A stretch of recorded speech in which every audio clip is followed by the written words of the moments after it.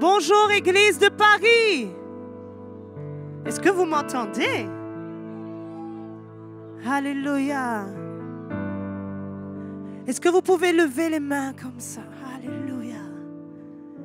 Et est-ce que vous pouvez vous étirer? Alléluia. On va s'étirer, on va dire merci Seigneur. Merci pour la vie. Merci Seigneur pour le souffle de vie. Merci pour le sang qui coule dans nos veines ce matin. Amen. Ce matin, qui est heureux d'appartenir à Jésus? Oh, c'est une joie d'appartenir à Jésus. Et encore, c'est une grâce d'être présent dans ces lieux. Qui éprouve la grâce de Dieu dans sa vie ce matin? Qui sait que c'est une grâce si nous sommes là ce matin? Amen. Alors on va ouvrir nos cœurs. Comme on s'est étiré, on va ouvrir nos cœurs.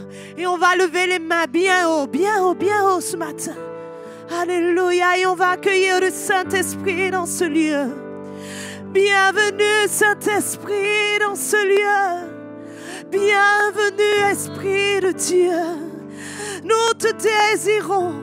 Nous te désirons dans ce lieu. Oh, ce matin, que les profondeurs appellent les profondeurs. Que tout ce qui est en moi t'adore, Jésus. Que tout ce qui est en moi t'adore, Père. Seigneur, je ne veux pas passer, Seigneur, à côté d'une opportunité de te louer. Je ne veux pas rester indifférent devant un si grand amour manifesté. Alors, ce matin, que mon âme te loue. Est-ce que tu peux dire, mon âme bénit l'Éternel ce matin? Bénis l'Éternel et n'oublie aucun de ses bienfaits. Seigneur, tu as été bon pour nous. Tu nous as fait grâce. Tu as manifesté ta miséricorde à notre égard. Et ce matin, nous ne voulons pas rester la bouche fermée, mais nous sommes venus t'offrir un sacrifice vivant, le sacrifice de nos cœurs, le sacrifice de nos cœurs, Seigneur. Alors que la louange ce matin te soit accordée, que la louange te revienne, au Père. Louange, honneur, puissance et gloire à ton nom ce matin dans ces lieux. Est-ce que tu peux acclamer Dieu bien fort ce matin? Oh, alléluia. On va louer Jésus ce matin.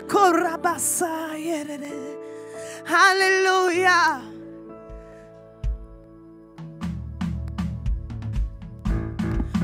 Nous avons encore sujet de le bénir ce matin.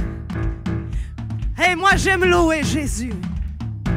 Parce qu'il est tellement fidèle. Il est fidèle pour qui ce matin? Hey, ah non, non, non, non, non, non, non, non, non. Il est fidèle pour qui ce matin? Alors, que ceux qui vivent et respirent, louent le Seigneur.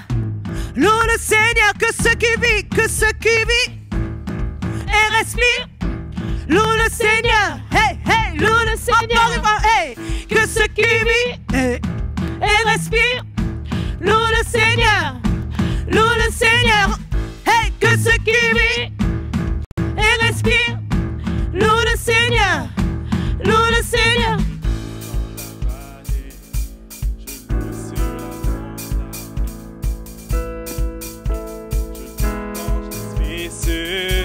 Et même quand je doute, je loue dans le secret, je loue dans le public. Et ce matin, ma louange est lourde, mes ennemis se noient. Et déclare ce matin que tant que je respire, j'ai une raison de louer le Seigneur, oh mon âme. Et vous êtes venus louer ce matin? Alors loue, danse, sorte de joie ce matin. Hey. Je loue quand je le sens, je loue quand je ne sens rien. Je loue car je sais que tu es au contrôle. Ma louange est une arme, c'est bien plus qu'un son. Bien plus qu'un son. Ma louange est le cri qui fait tomber Jéricho. Tous les Jérichos de ta vie tombent ce matin. Tant que je respire, j'ai une raison de louer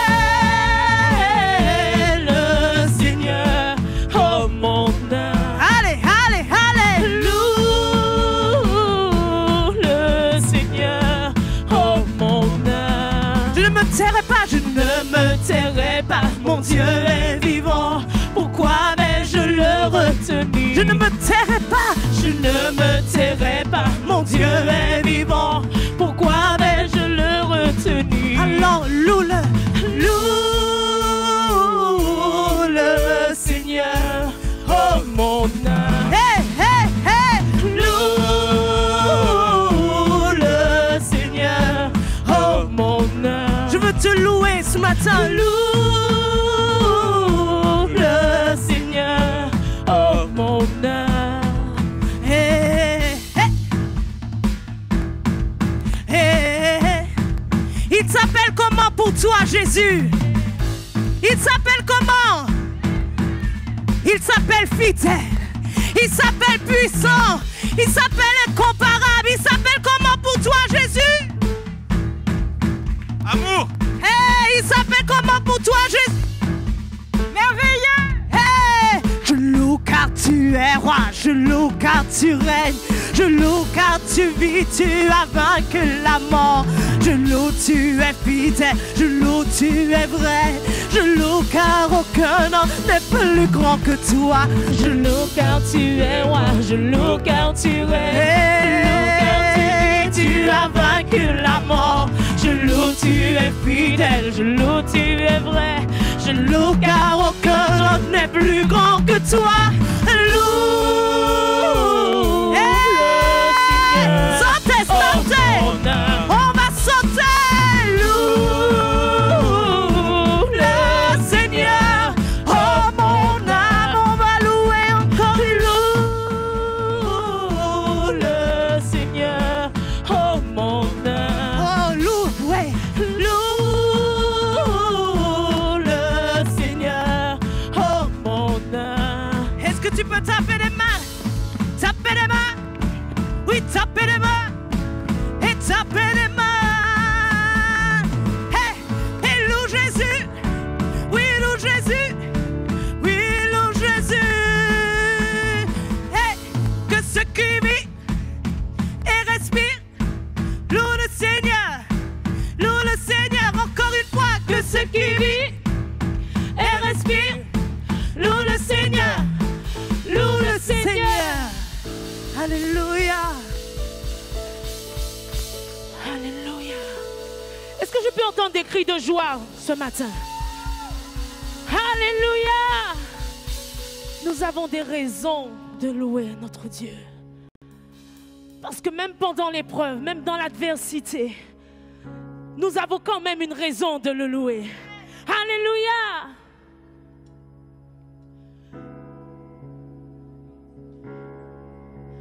Dans Jacques 1, verset 2, il est écrit d'être joyeux. Lorsque je passe par diverses épreuves, je sais que j'en sortirai victorieux. Tu as changé mes pleurs en danse, plus de tristesse, seulement de la louange. Tu as changé mes pleurs en danse, plus de tristesse. Oui, je danse, je danse, je danse, je danse, je danse, je danse dans le processus. Je crie, je crie, je crie. Est-ce que je peux vous entendre crier ce matin?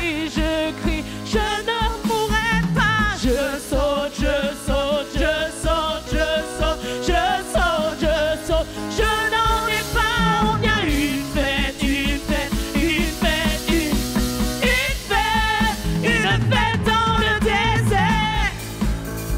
Hey, nous te louons ce matin, Seigneur, en toutes circonstances. Hey,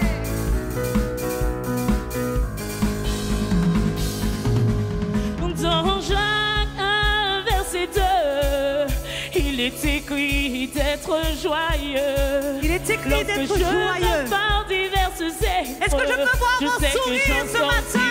Hey, tu as changé mes pleurs en danse, plus de tristesse, seulement de la louange. Tu as changé mes pleurs en danse, plus de tristesse. Oui, je danse, je danse, je danse, je danse, je danse.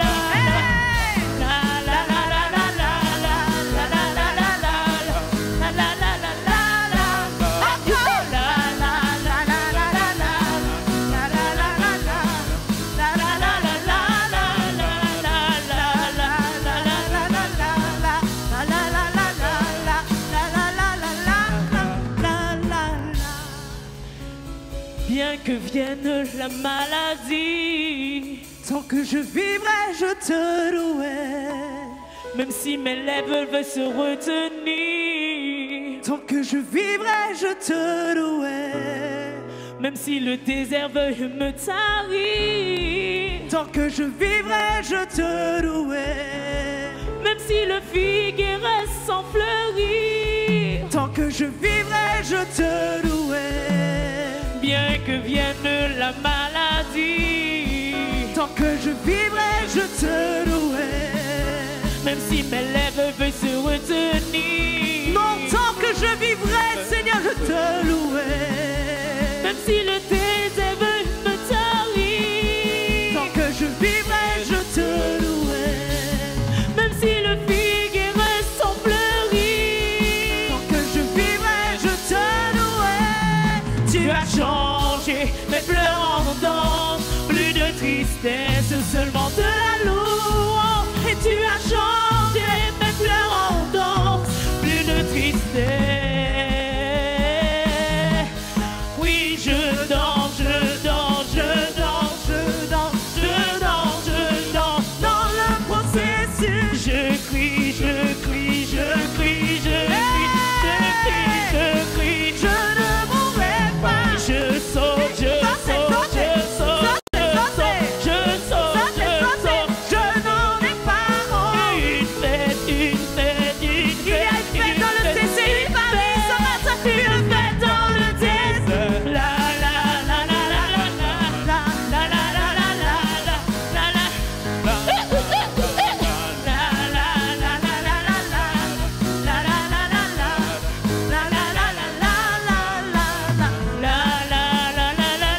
Nous te louons ce matin. Nous te célébrons dans ton temple, ô Jésus. La, la.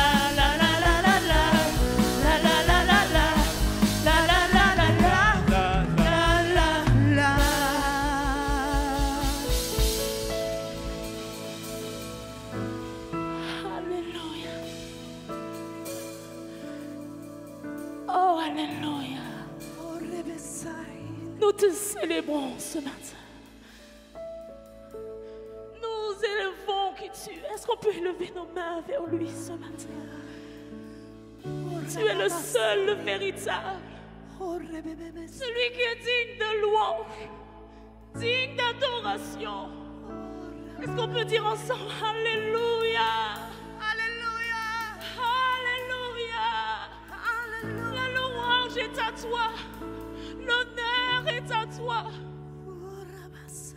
Toi, notre Dieu.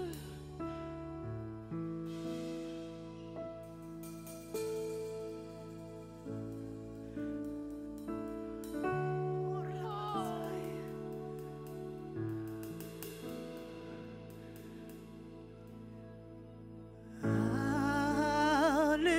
Alléluia.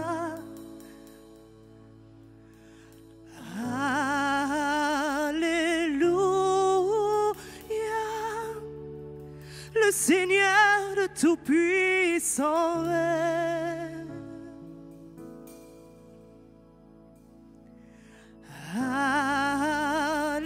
Alléluia.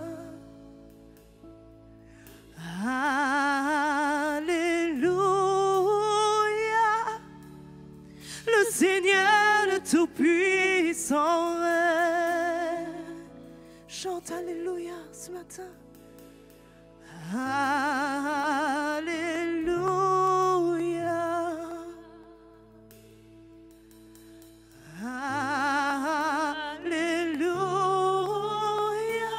Alléluia. Le Seigneur le Tout-Puissant est. Nous sommes venus pour toi ce matin. Alléluia. Déclare ce matin, tu es saint. Tu es saint, Jésus. Tu es Seigneur, Tout-Puissant. Digne est l'agneau. Digne est l'agneau. Tu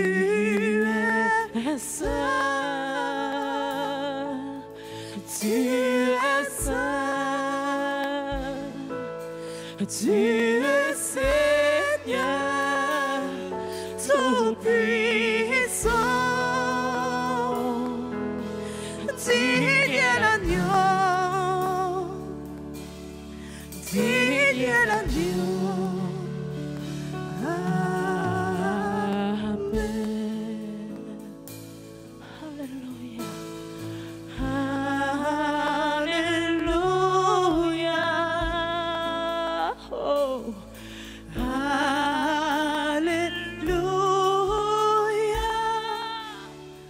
Seigneur de tout-puissant règne dans ce lieu, oui, alléluia. Chante alléluia ce matin. Alléluia. Le Seigneur de tout-puissant règne.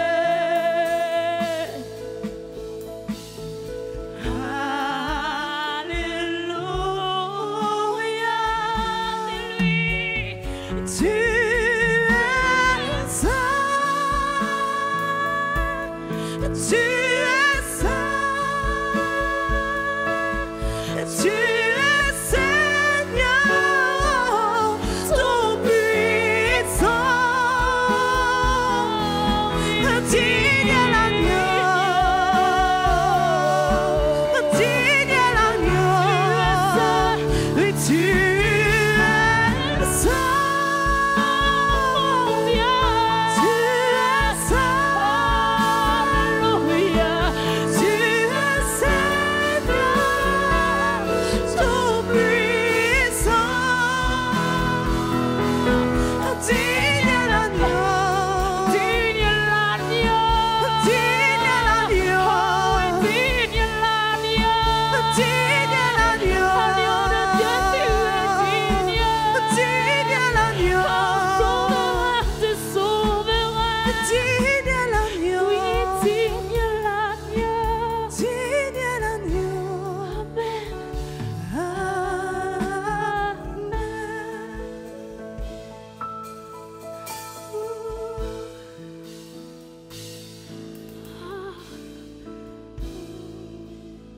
Tu es saint, Seigneur.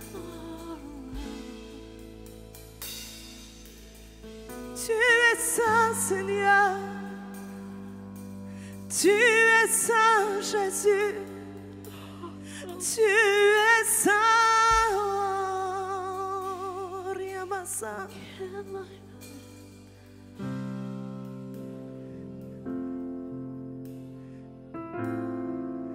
Oui, nous sommes venus te dire combien tu es saint, Seigneur. Nous sommes venus déposer nos couronnes devant toi ce matin. Nous sommes venus déclarer, Seigneur, qu'il n'y a personne qui soit comparable à toi. Tu es puissant, Seigneur. Tu es rempli d'autorité, Seigneur. Et ce matin, Seigneur, que ta gloire remplisse ce lieu. Oh, Rabasanda, Rababé. Et déclare ton nom est le plus grand. Ton nom est tout puissant. Ton nom est au-dessus de tout. Puissance et puissance.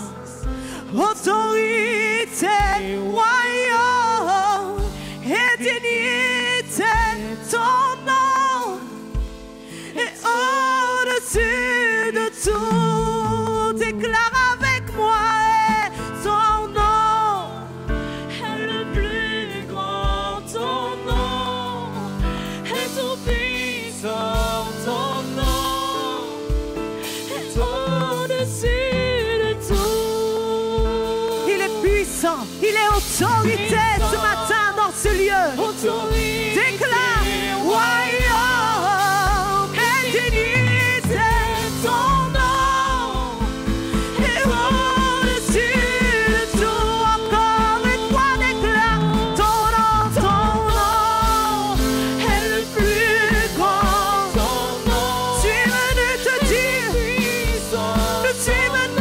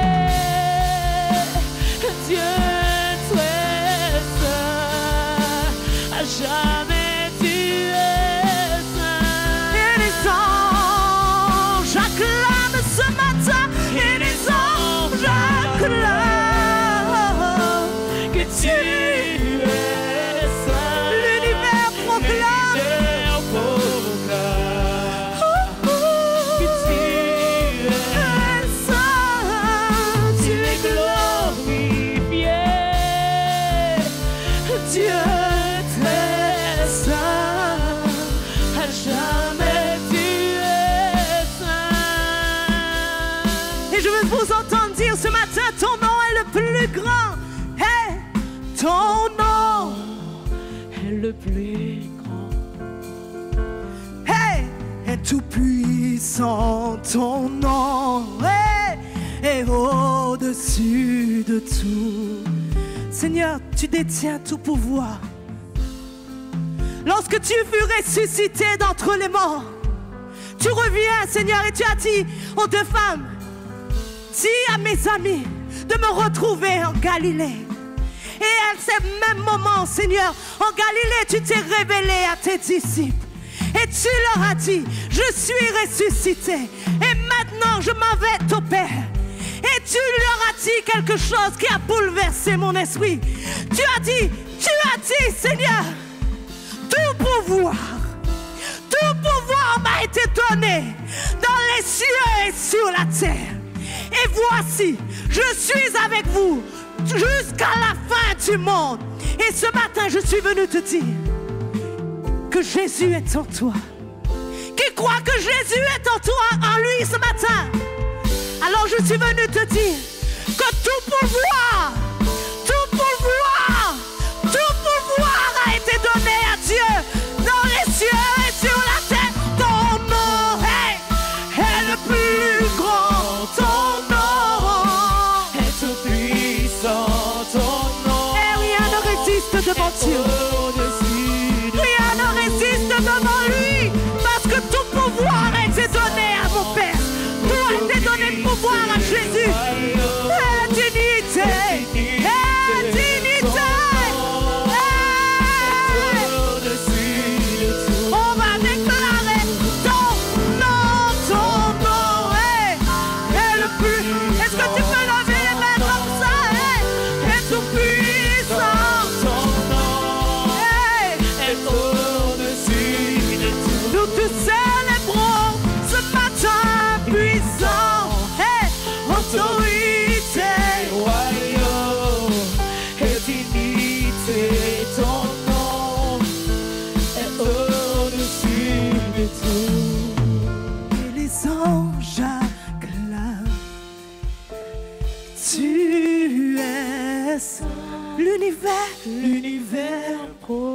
L'univers proclame que tu es saint. À toi la gloire, tu es glorifié.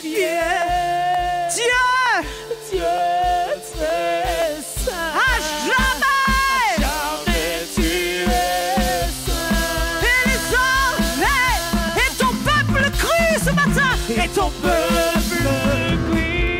Tu es saint, que tu es saint, papa.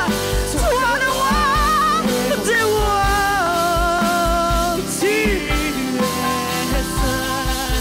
Dieu l'éternité. Tu es saint. À jamais tu es saint. Ils ont acclament. Tu es saint. L'univers proclame que tu es saint. Tu es glorifié. Dieu très saint. Jamais tu es saint. Est-ce que tu peux déclarer tu es saint ce matin, Jésus?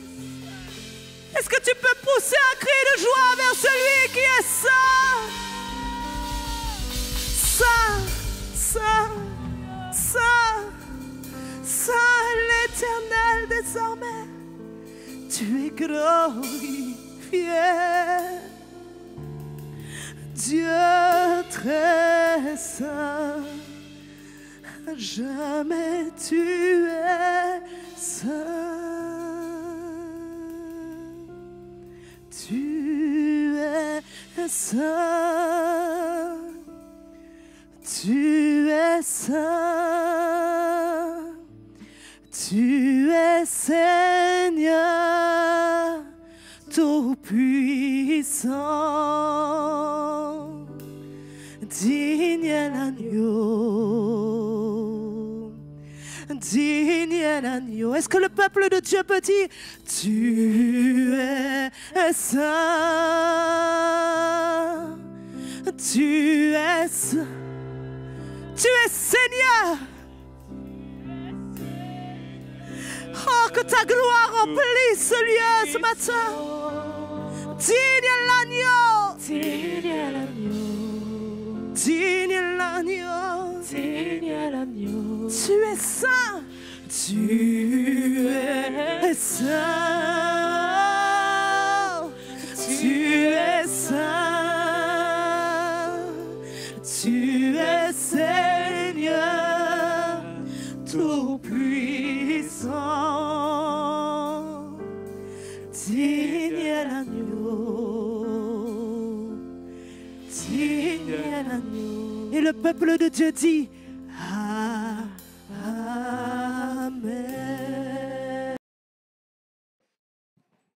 Bonjour Église, vous allez bien?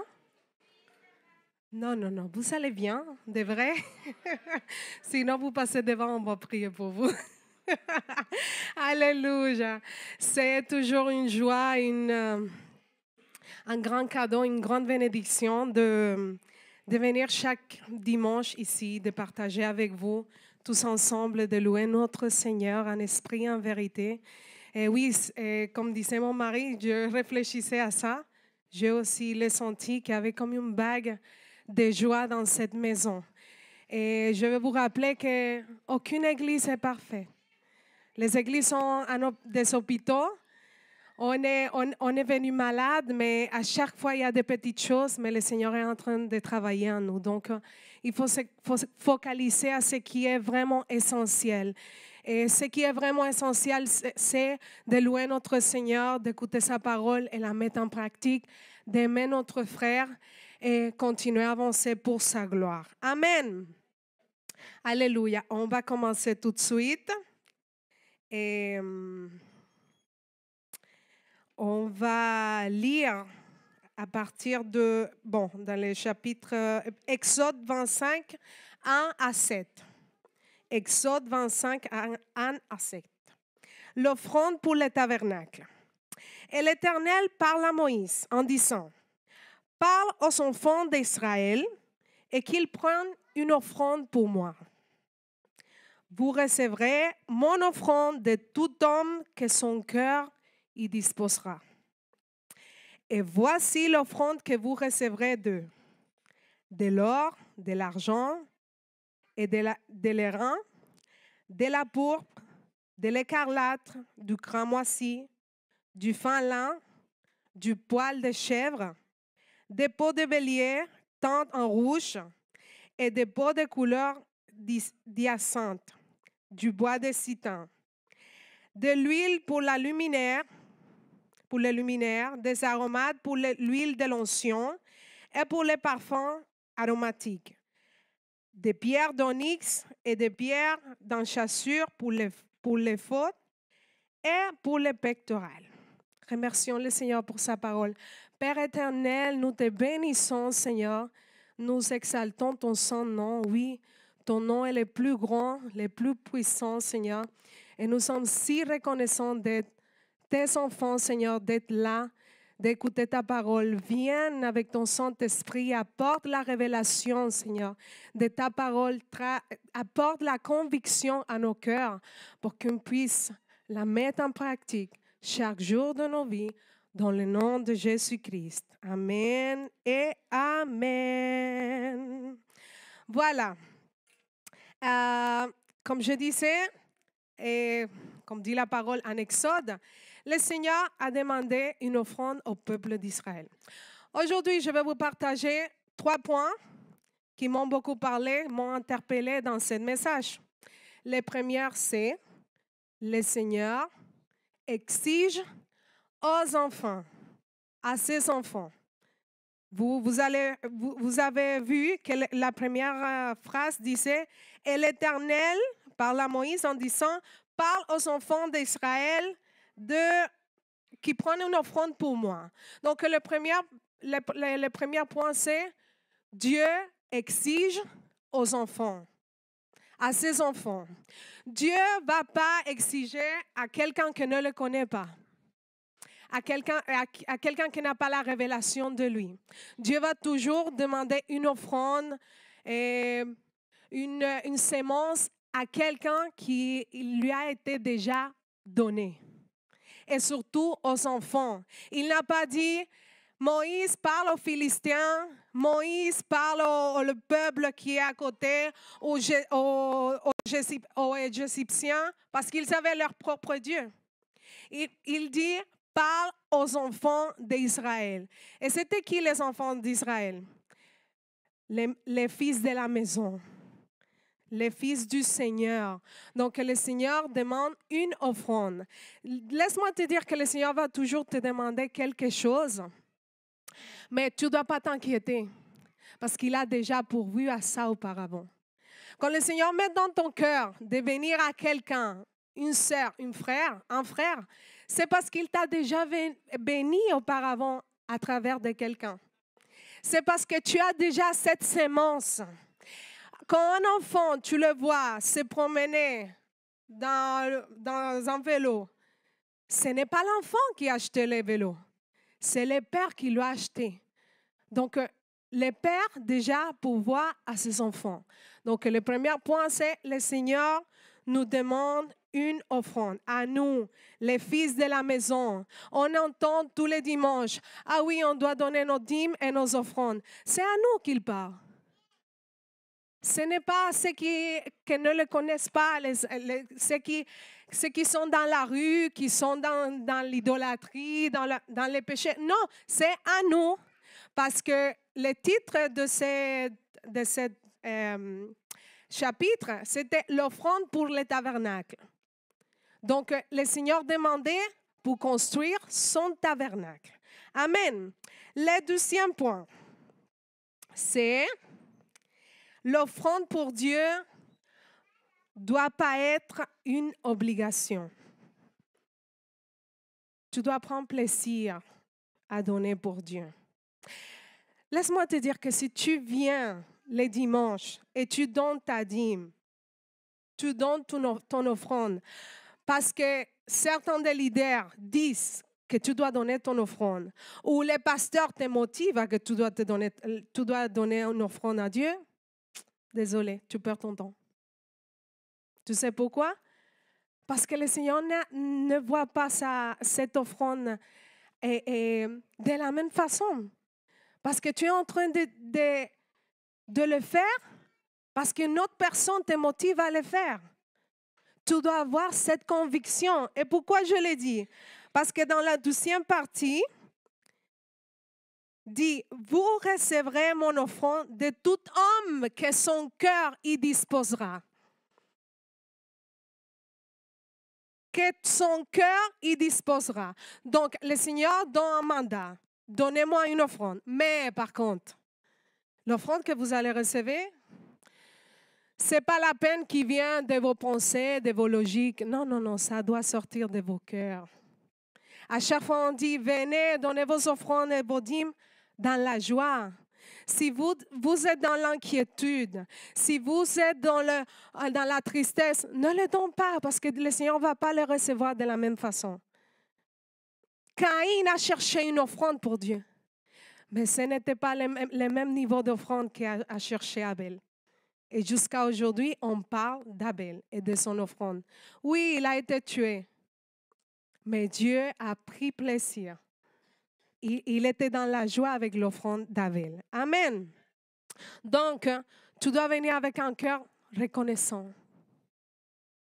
Comme disait le pasteur, pas parce que tu sais que le Seigneur va te bénir ou parce que tu veux que le Seigneur te bénisse dans la semaine, sinon parce que tu es conscient de que le Seigneur t'a guéri, t'a fait sortir de la boue, que quand tu pensais quand tu sentais que l'eau était dans ton cou déjà, que tu allais te noyer dans cette situation, Dieu t'a donné la main. Parce que Dieu a payé le prix du salut pour toi. Donc, donne ton offrande de tout ton cœur. Dispose à donner. Ne le fais pas pour obligation. Donc, on avait dit que le premier point, c'est que Dieu exige des offrandes à son peuple, aux enfants, aux fils de la maison. Qui est fils de la maison? Quand tu viens, tu apportes tes offrandes. C'est pour qui? C'est pour le gouvernement? C'est pour là où tu travailles? C'est à la maison de l'Éternel. Amen. Et le deuxième, c'était que l'offrande doit sortir de ton cœur. Ça ne doit pas être par obligation. Et le troisième, j'aime trop celui-là, l'offrande doit avoir une valeur spéciale. Doit coûter. Et quand on se dit, doit coûter, tout était bien, Isabelle, mais tout marchait bien jusqu'à ce que tu arrives à ce point. Doit coûter, doit avoir une valeur spéciale. Est-ce que vous pensez pas que Dieu lui a coûté donner son fils pour nous? Est-ce que vous pensez pas que Abraham lui a coûté monter pour sacrifier son fils Isaac quand Dieu l'a demandé? Vous ne pensez pas qu'il était tout héros? Ah oui, c'est rien. J'ai beaucoup d'enfants, j'ai beaucoup de fils. C'est le seul de la promesse. Donc, il y avait une valeur spéciale. Mais quand même, il était décidé à donner pour Dieu. Pourquoi je vous explique ça? Parce que quand il y a un ami à toi qui fête son anniversaire, tu viens à son anniversaire, mais avant de venir à son anniversaire, tu dois acheter un cadeau, n'est-ce pas? Tu vas acheter un cadeau selon ses goûts, mais aussi selon les sentiments que tu as dans ton cœur envers ces personnes, n'est-ce pas? Peut-être que tu n'auras pas beaucoup d'argent, mais tu vas faire des efforts, n'est-ce pas?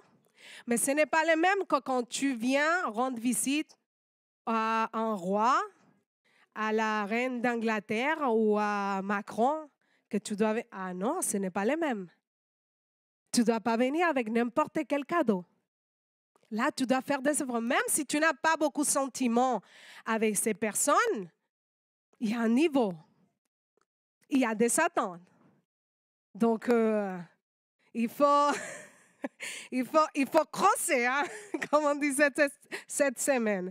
Donc, tu dois venir avec les meilleurs. Et ce qui disait le Seigneur. Et je dis, Seigneur, mais tu as dû être un peu plus cool. Tu demandes trop de choses chères, des choses fines, voilà, des valeurs. Il a demandé de l'or, des vêtements de lin, de l'huile sophistiquée, tout ça. Et je me suis dit, Seigneur, mais ce peuple est esclave. Ils viennent de sortir de l'Égypte. Ils ont passé par le désert. Mais le Seigneur m'a rappelé qu'en Exode 11, regardez, on est en train de parler en Exode 25, mais en Exode 11, le Seigneur lui a dit, allez vers les Égyptiens et demandez-leur de l'or. Pourquoi? Parce que le Seigneur savait qu'est-ce qu'il allait faire. Je vais vous faire sortir de l'Égypte, mais vous n'allez pas sortir avec les mains vides. Hein? Vous êtes mes enfants. Et comme je disais au début, quand le Seigneur te demande quelque chose, c'est parce qu'il t'a déjà donné. Donne-lui gloire au Seigneur. Amen. Donc, je dis, Seigneur, ta liste est un peu dépassée, là, Seigneur. De l'or, de l'argent, plein de trucs, là. Mais non, le Seigneur les a bénis déjà auparavant. Et qu'est-ce qui se passe? Qu'ils ont sorti avec tout cet or. Mais après tout cet or, ok, le Seigneur veut pas que tu les rendes. C'est une façon de prouver notre cœur. Est-ce que vous êtes attaché à l'or que je vous ai donné? Parce que je peux vous donner demain, après-demain. Je suis celui qui l'a créé. Pourquoi tu t'inquiètes? Pourquoi tu vas dire, non, mais cet or va me manquer demain? Non. Donne-le-moi. Comme ça, je vais savoir où est ton trésor. Où est ton trésor? Donc, on doit donner avec joie, pas par obligation. On doit savoir que quand Dieu nous parle, c'est à nous qu'il nous parle parce que nous sommes ses enfants. Mais aussi, on doit venir avec le meilleur à Dieu.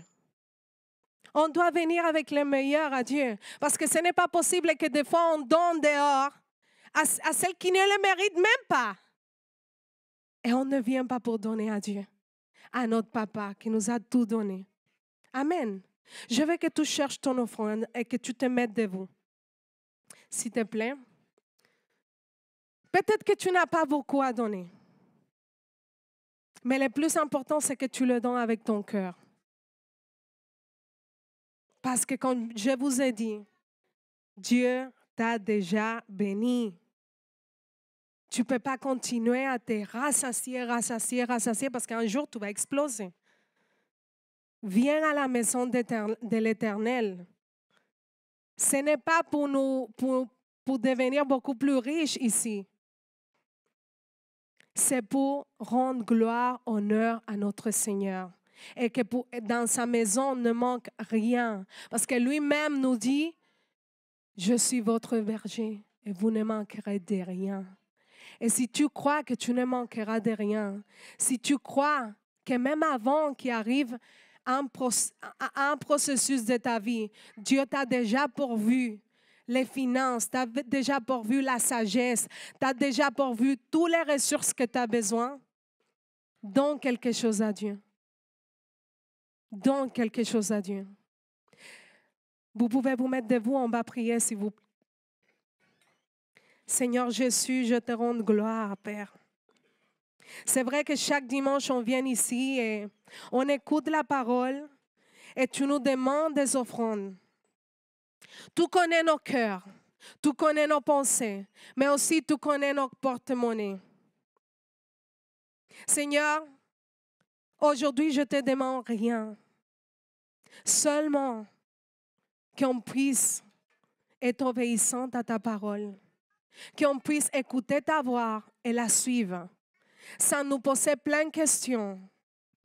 Sans douter. Parce que l'homme qui doute, c'est comme une feuille qui va et vient n'importe où.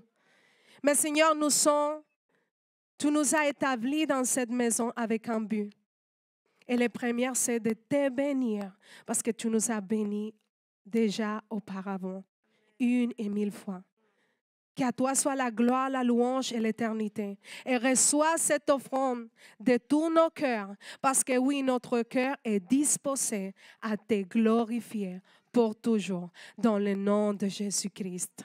Est-ce que vous êtes venus heureuse de venir dans la maison du Seigneur? Quand Josip a parlé, non, c'est généraux de la persécution, je me suis dit, waouh, quoi, ça va être chaud, quoi. Comme on dit en Guyane, chaud patate, hein.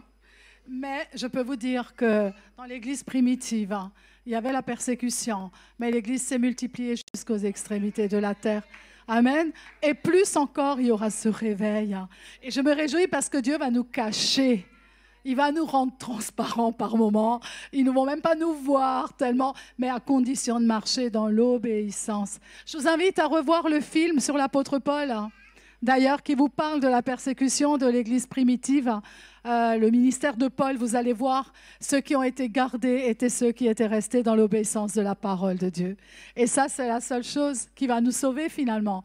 Amen, d'être là jusqu'à ce que nous ayons terminé notre mission sur cette terre. Amen. Et cette semaine, j'ai écouté un témoignage d'une jeune femme qui est youtubeuse chrétienne et qui a une chaîne YouTube.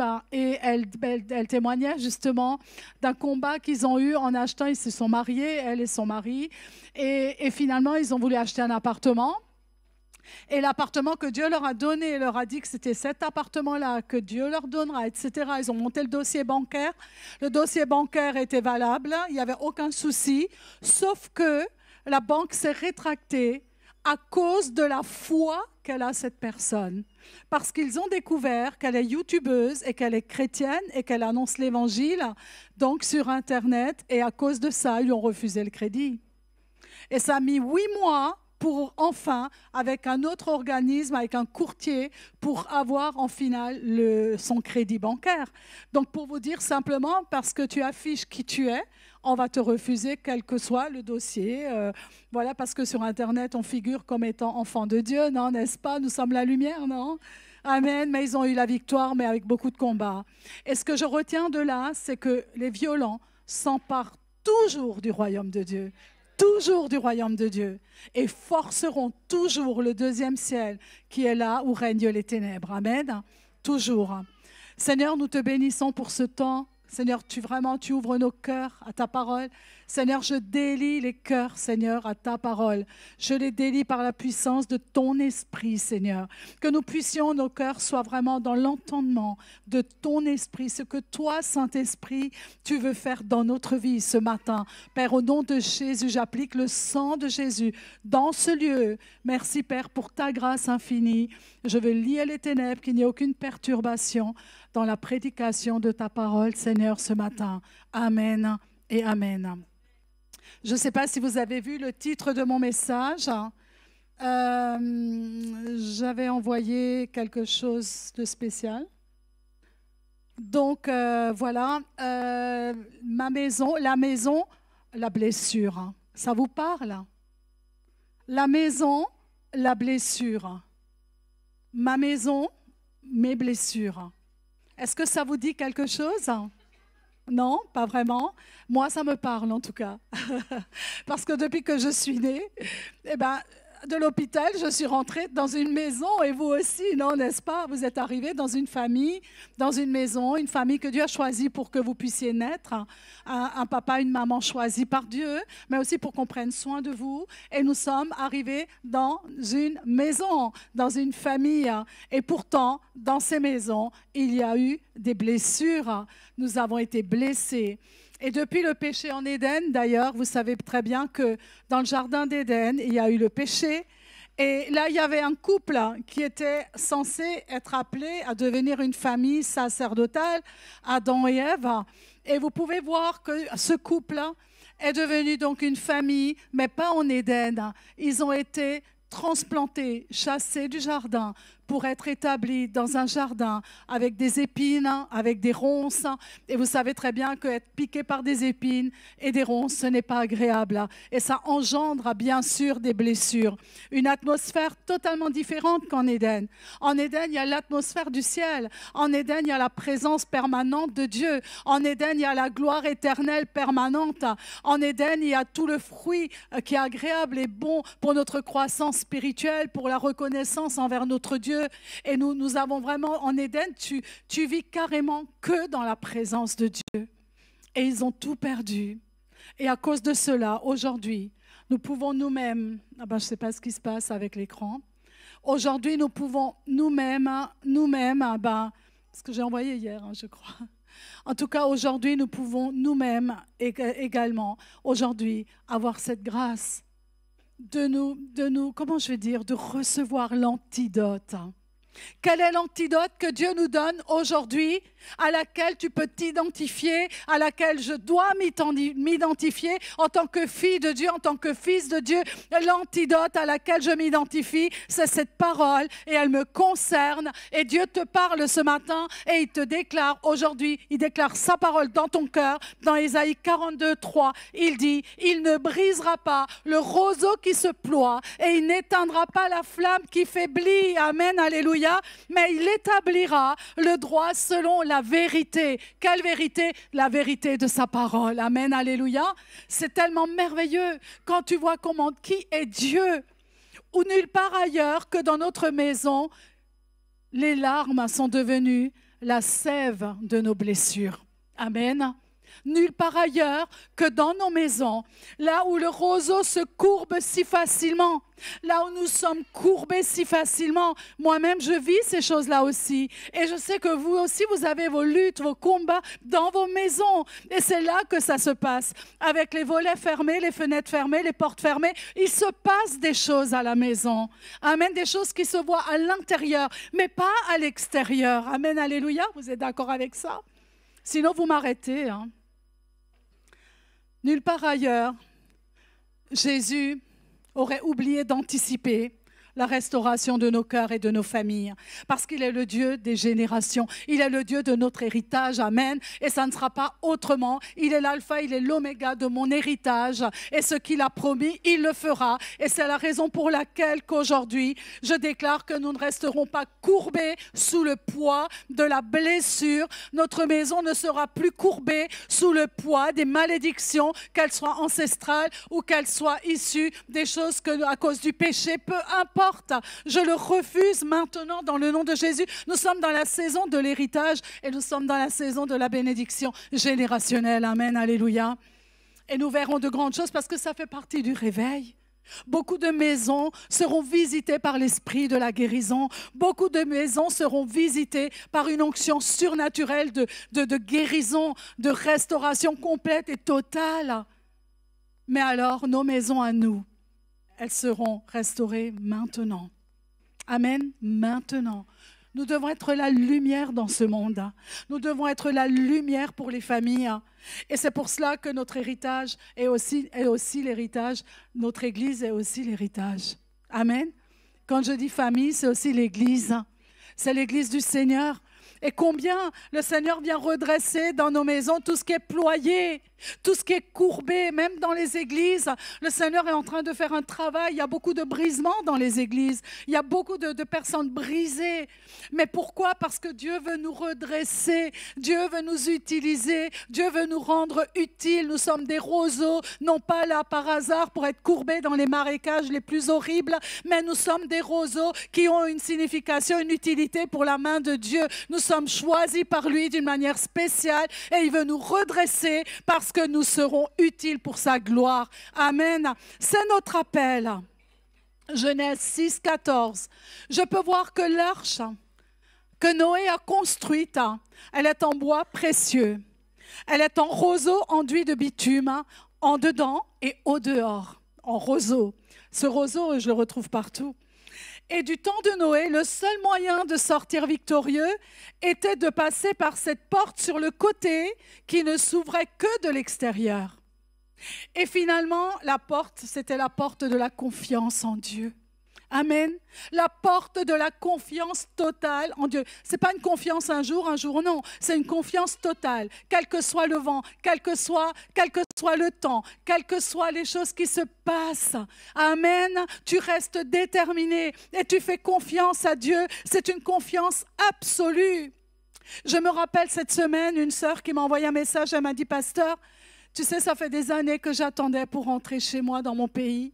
Avec mon époux, nous étions malades tous les deux et nous espérions vraiment l'aide, de l'aide, on avait droit à certaines aides pour rentrer chez nous. Et finalement, ils nous ont radié certaines aides et tout ça. J'ai dit, oui, mais ce n'est pas normal, tu es une fille d'Abraham. Que vous rentrez au pays, c'est normal, vu votre âge, vu le problème de santé. Que vous rentrez chez vous, je ne vois pas pourquoi on vous radie des dus qu'on vous doit et pour que vous ne puissiez pas bouger d'ici. Ce n'est pas possible. Tu es une fille de roi, on a intercédé. J'ai beaucoup prié pour cette femme. Et finalement, pareil avec le permis. Elle a passé 6 fois le code, raté le code tout le temps. Elle voulait faire son permis également. Et on a prié. Et finalement, là où elle avait arrêté de prier, parfois on arrête de prier à un moment donné parce qu'on a assez prié. Et parfois Dieu te dit, arrête, c'est bon, je le fais déjà, j'ai déjà fait.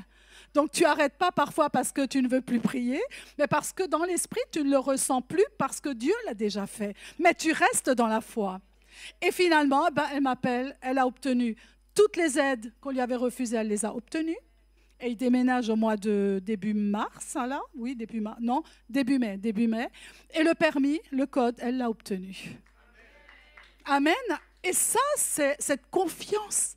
Tu dois faire confiance à Dieu parce que ta bénédiction, elle est déjà accordée. Noé signifie consolation.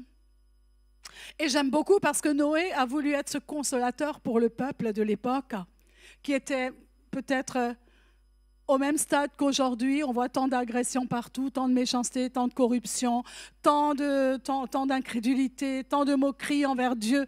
On se moque de Dieu tellement, alors que tous étaient perdus.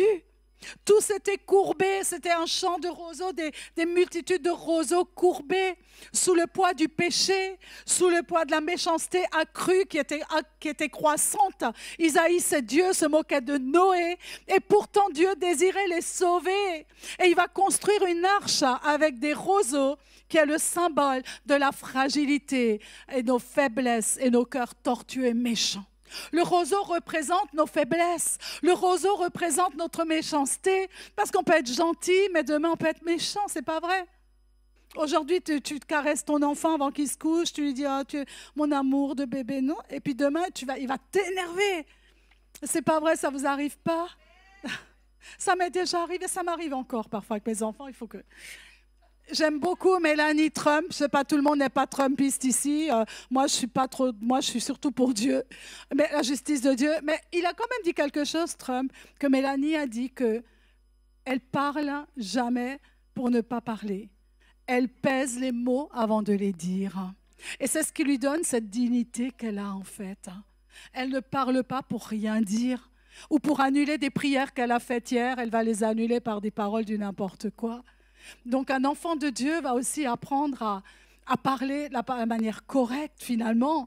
Et j'ai beaucoup appris juste de cette petite phrase qu'il a dite et ça me parle aussi. Amen.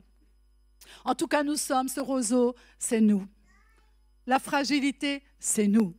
La faiblesse, c'est nous. Les cœurs tortueux et méchants, c'est nous parce que c'est la chair. Et la chair ne se convertira jamais. Donc nous allons tout le temps contrecarrer ce que l'ennemi aimerait faire au travers de notre chair. Le penseur Pascal disait que l'homme n'est qu'un roseau, sans aucun doute, il se plie au vent, bien sûr. Il préfère se plier que d'être arraché, n'est-ce pas? Et cet antidote de Dieu pour redresser les roseaux ployés était une arche faite en roseaux pour les sauver. C'est comme si Dieu leur disait, je prends ce que vous êtes sans moi, pour en faire un refuge et un accueil dans mon arche. C'est comme s'il voulait prendre toutes leurs faiblesses, tout, et il a construit cette arche avec ce qu'ils étaient en réalité, mais pour leur protection, parce qu'il y avait sa signature, il y avait son plan, il était l'architecte de l'arche, et il était leur salut déjà. Mais ils ont choisi de vivre sans lui. Amen.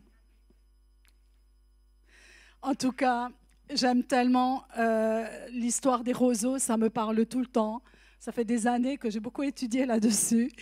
Et Dieu m'a beaucoup parlé aussi pour mon caractère, n'est-ce pas?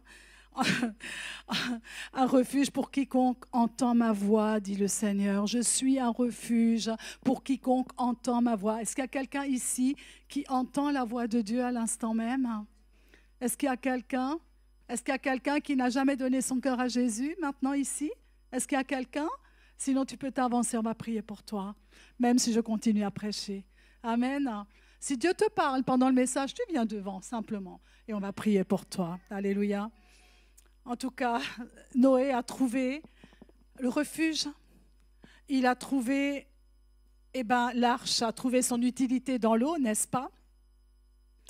Et ce que j'aime aussi beaucoup dans cette parole, c'est que la sécurité, finalement, elle n'était pas que pour Noé en réalité. Tu vois, elle n'était pas que pour Noé. Mais malheureusement, une seule famille, et heureusement, à cause de cette seule famille, Dieu va perdurer l'héritage qu'il avait prévu. Sinon, nous ne serions pas là. Parfois, on dit, toute petite famille qui va prendre le bon chemin. Nous sommes peut-être juste une petite famille chez nous à la maison. Tu prends le bon chemin, tu vas faire perdurer. Tant de personnes, tant de maisons connaîtront le réveil, le vrai réveil, deviendront des adorateurs pour la gloire de Dieu. Amen. C'est pour cela que le Seigneur est tellement bon, il est miséricordieux, il est extraordinaire. Quand je vois le bitume en dedans et en dehors des roseaux, ça voulait dire que tout était enrobé par la présence de Dieu finalement, par la protection divine. Parce que le roseau seul n'aurait pas pu permettre à ce bateau toute l'étanchéité par rapport à toute l'eau qu'il y avait. En tout cas, le seul moyen d'en sortir était bien guidé par Dieu. Amen. Je vais essayer de retrouver pour ne pas me perdre. Voilà. Donc la maison des parents de Moïse, ça vous dit quelque chose?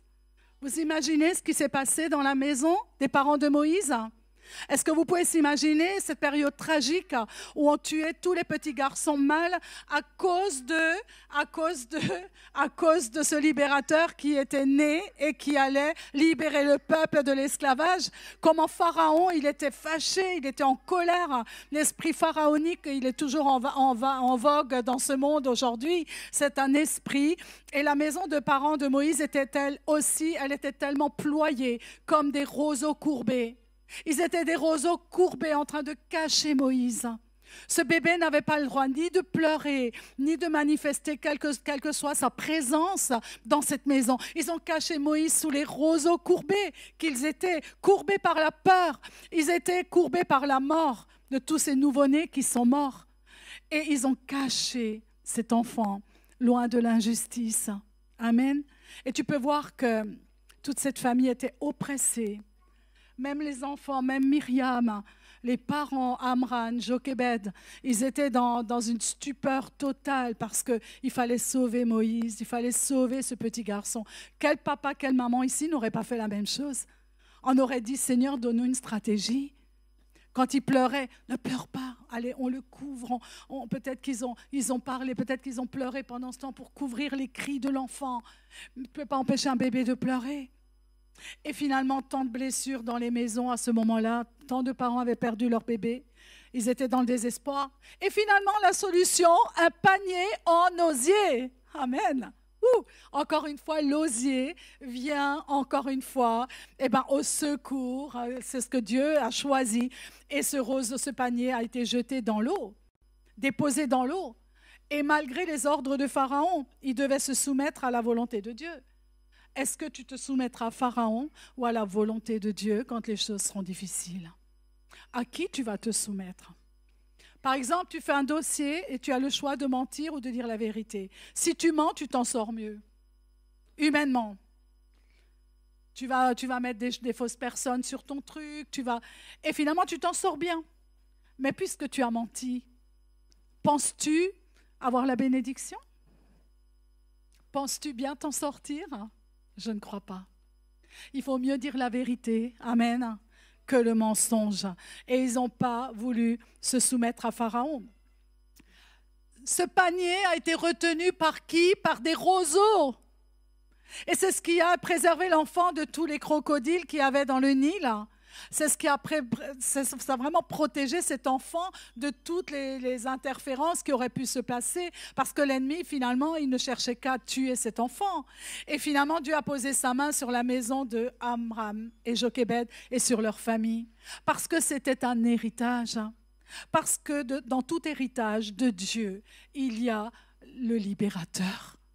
Le libérateur est avec chaque famille sacerdotale. Amen, parce que nos familles sont des familles de libérateurs. Nous levons des familles sacerdotales et générationnelles. Et c'est pour cela que c'est merveilleux de voir comment Dieu a bien orchestré dans les moindres détails pour amener à bien ses projets, non, n'est-ce pas? Est-ce qu'il y a des projets dans ta vie? Est-ce que tu as des projets dans ta vie? Amen. Alors, il faudra vraiment écouter maintenant la suite. Amen. On va maintenant prier, on se met debout, on prie et on continue après. Seigneur, cet après-midi, oh Dieu, où es-tu, toi, le Dieu des roseaux, aujourd'hui, dans ma vie? Où es-tu, toi, le Dieu du papyrus? Où es-tu, toi, Seigneur Jésus, le Dieu de Moïse? Tu étais si présent dans tous ces domaines. Tu es le même Seigneur qui marche à mes côtés aujourd'hui dans ce lieu. Tu es le même parce que tu me connais par mon nom. Tu connais l'adresse de ma maison. Tu connais le nom de chaque membre de ma famille. Et tu connais ma vie parfaitement bien parce que je suis ton héritage, Seigneur. Mes enfants, ma famille sont ton héritage. Tu es le témoin de l'état de ma maison. Parce que quand les portes sont fermées, tu es là. Tu entends. Tes anges sont présents et ton Saint-Esprit est là. Et Seigneur, aujourd'hui, je décide de pousser mes projets dans les roseaux. Je place tout dans ce panier et je le dépose à tes pieds, Seigneur. Je pousse mes projets, les circonstances qui m'ont écrasé jusque-là, les situations que j'aimerais changer, Seigneur. Parce que tu as posé ta main sur le panier de Moïse, ainsi tu le feras pour ma maison, pour mes besoins, pour les moindres détails, Seigneur. Tu viens, tu prends le contrôle. Et Seigneur, tu as un esprit qui libère aujourd'hui. Cet esprit va visiter nos familles là où elles se trouvent. Cet esprit visite nos enfants s'ils ne sont pas là ce matin, là où ils se trouvent. Et tu fais ton œuvre, Saint-Esprit, parce que tu poses comme tu as posé la main sur le panier de Moïse, ainsi tu poses ta main sur ma maison, sur ma famille, et pour tous les besoins que tu connais déjà, Seigneur. Seigneur, merci pour ta parole. Amen. Amen. Vous pouvez vous asseoir. Il désire tellement que tes projets préservent ton héritage, tu vois, vraiment. Il est le Dieu des projets, il est le Dieu de tes rêves, évidemment. Et il te dit, pousse-les et pousse tes préoccupations dans les roseaux. Amen. J'ai posé ma main sur l'arche. J'ai posé ma main sur le panier de Moïse et j'ai posé ma main sur ta maison. Amen, ton héritage. Le roseau est à l'image de tes faiblesses, tes fragilités, tes inconstances. C'est vrai qu'on peut tous se reconnaître à un moment donné dans ces domaines-là, c'est vrai. Et il pousse dans les marécages, le roseau pousse dans les marécages. Qui aime aller nager dans les marécages? Personne. Enfin moi, déjà, je ne sais pas nager, alors je n'irai pas là non plus. Il pousse dans les marécages et dans les zones humides, là où il y a des moustiques aussi parfois, non? Et dans les eaux stagnantes, hostiles. Tu trouves même des caïmans dans le Nil, d'ailleurs, où il y a beaucoup de roseaux. Et c'est des eaux dormantes. Tu sais, ça dort, mais tu ne fais pas confiance, quoi. Tu n'as pas envie d'y aller. C'est là-dedans que se trouve le roseau que nous sommes. C'est là que le roseau évolue, grandit, croît, se développe. Et dans Job 8 au verset 11, il est dit, le jonc peut-il croître sans marais? Le roseau peut-il croître sans humidité? Rappelle-toi la blessure dans la maison de Job. Rappelle-toi cette blessure terrible. La maison est remplie d'enfants, remplie de son héritage, remplie de bénédictions financières, à tout point de vue. Petits-enfants, je ne sais pas s'il avait déjà des arrière-petits-enfants, c'est fort possible, mais en tout cas, ils étaient énormes. Job était devenu très, très riche. Il avait de quoi assurer pour tous ses enfants financièrement. Il avait tout. Et rappelle-toi la blessure qu'il va y avoir, comment la mort va traverser cette maison et il va se retrouver qu'avec sa femme, sans plus rien. Tout lui a été ôté. Simplement, il a été terrassé, ployé, parce que Satan est venu défier Dieu à cause de sa vie. Amen. Et je dis, Seigneur, que le diable ne puisse pas te défier à cause de moi, Seigneur. Que je sois gardé, Père. Seigneur, avec le sang que tu as versé pour moi, je suis lavé pour toutes mes fautes, mes péchés, Seigneur. Que l'ennemi ne puisse jamais venir devant toi et te défier à cause de moi, Seigneur. Père, merci pour la grâce. Merci pour la grâce. Et ça, c'était le processus de Job. Parce que Job a été testé, il est resté fidèle. Malgré tout, il a été testé dans les marais de son propre cœur, de ses craintes, parce qu'il a dit que ce qu'il redoutait lui arrive. Il l'avait déclaré et c'est ce que l'ennemi va utiliser. Parfois, Satan va utiliser une colère que tu vas faire pour défier Dieu à cause de ta vie. Et toutes les portes seront fermées. C'est pour cela que Dieu nous dit aujourd'hui, ferme ta bouche. Dis à ton voisin, ferme ta bouche. Arrête de parler. Parce qu'on parle de trop. On dit des choses horribles. Moi aussi, je me parle à moi parce que ce message, c'est à moi qu'il m'a adressé. En premier. Je bénis Dieu. Mon mari, je ne sais pas, il faut que je lui dise, mais je lui demande pardon. Est-ce qu'il y a quelqu'un ici qui doit demander pardon à son mari ou à sa femme? Faites-le, s'il vous plaît, faites-le, faites-le, faites-le, faites-le, avant que l'ennemi aille défier Dieu à cause de votre vie. Parce qu'après, rien ne va, vous ne comprenez pas pourquoi. C'est encore la faute du mari après. Ça se rajoute en plus, le dossier. Non, c'est grave, hein. Et c'est nous qui l'avons permis. C'est pour cela que faisons attention. Qu'une nouvelle sainteté, j'ai beaucoup aimé cette parole prophétique qui disait que Dieu va laver les robes. Il va laver. Et je crois que c'est vraiment ce qu'il va faire. C'est vraiment le mois de la sanctification, ce mois. Amen. Qu'on puisse mettre de l'ordre dans notre vie. Oh Seigneur, Dieu se révèle vraiment à Job pour une maison nouvelle, pour une restitution complète et totale. Peut-être que le jour de l'enterrement, si Dieu lui avait dit « Mais Job, t'inquiète pas, je vais tout doubler, je te donne tout en double, t'inquiète pas, tu auras d'autres enfants. » Il aurait dit « Je ne veux pas d'autres enfants, je veux les miens, mais je ne peux pas vivre sans mes enfants. » Mais Dieu l'a fait quand même, une restitution complète. Ma maison, la blessure, au travers de l'irritation, de l'impatience, de l'orgueil, parce que rien ne va jamais assez vite. L'ampoule, ça fait 2 semaines qu'elle est déjà cassée. Elle n'est toujours pas réparée. Puis j'en ai marre, tu fais jamais rien. Comment que ça se fait? Pourquoi tu n'as pas fait ci? Pourquoi tu n'as pas fait ça? La chasse d'eau est cassée, on prend un seau avec de l'eau en attendant le plombier. Mais le mari veut bien être le plombier parce qu'il le promet tout le temps, mais il ne le fait pas. Alors au bout de 2-3 semaines, ça lui arrive quand même d'être le plombier. Et j'étais émerveillée parce que mon mari a été un super plombier.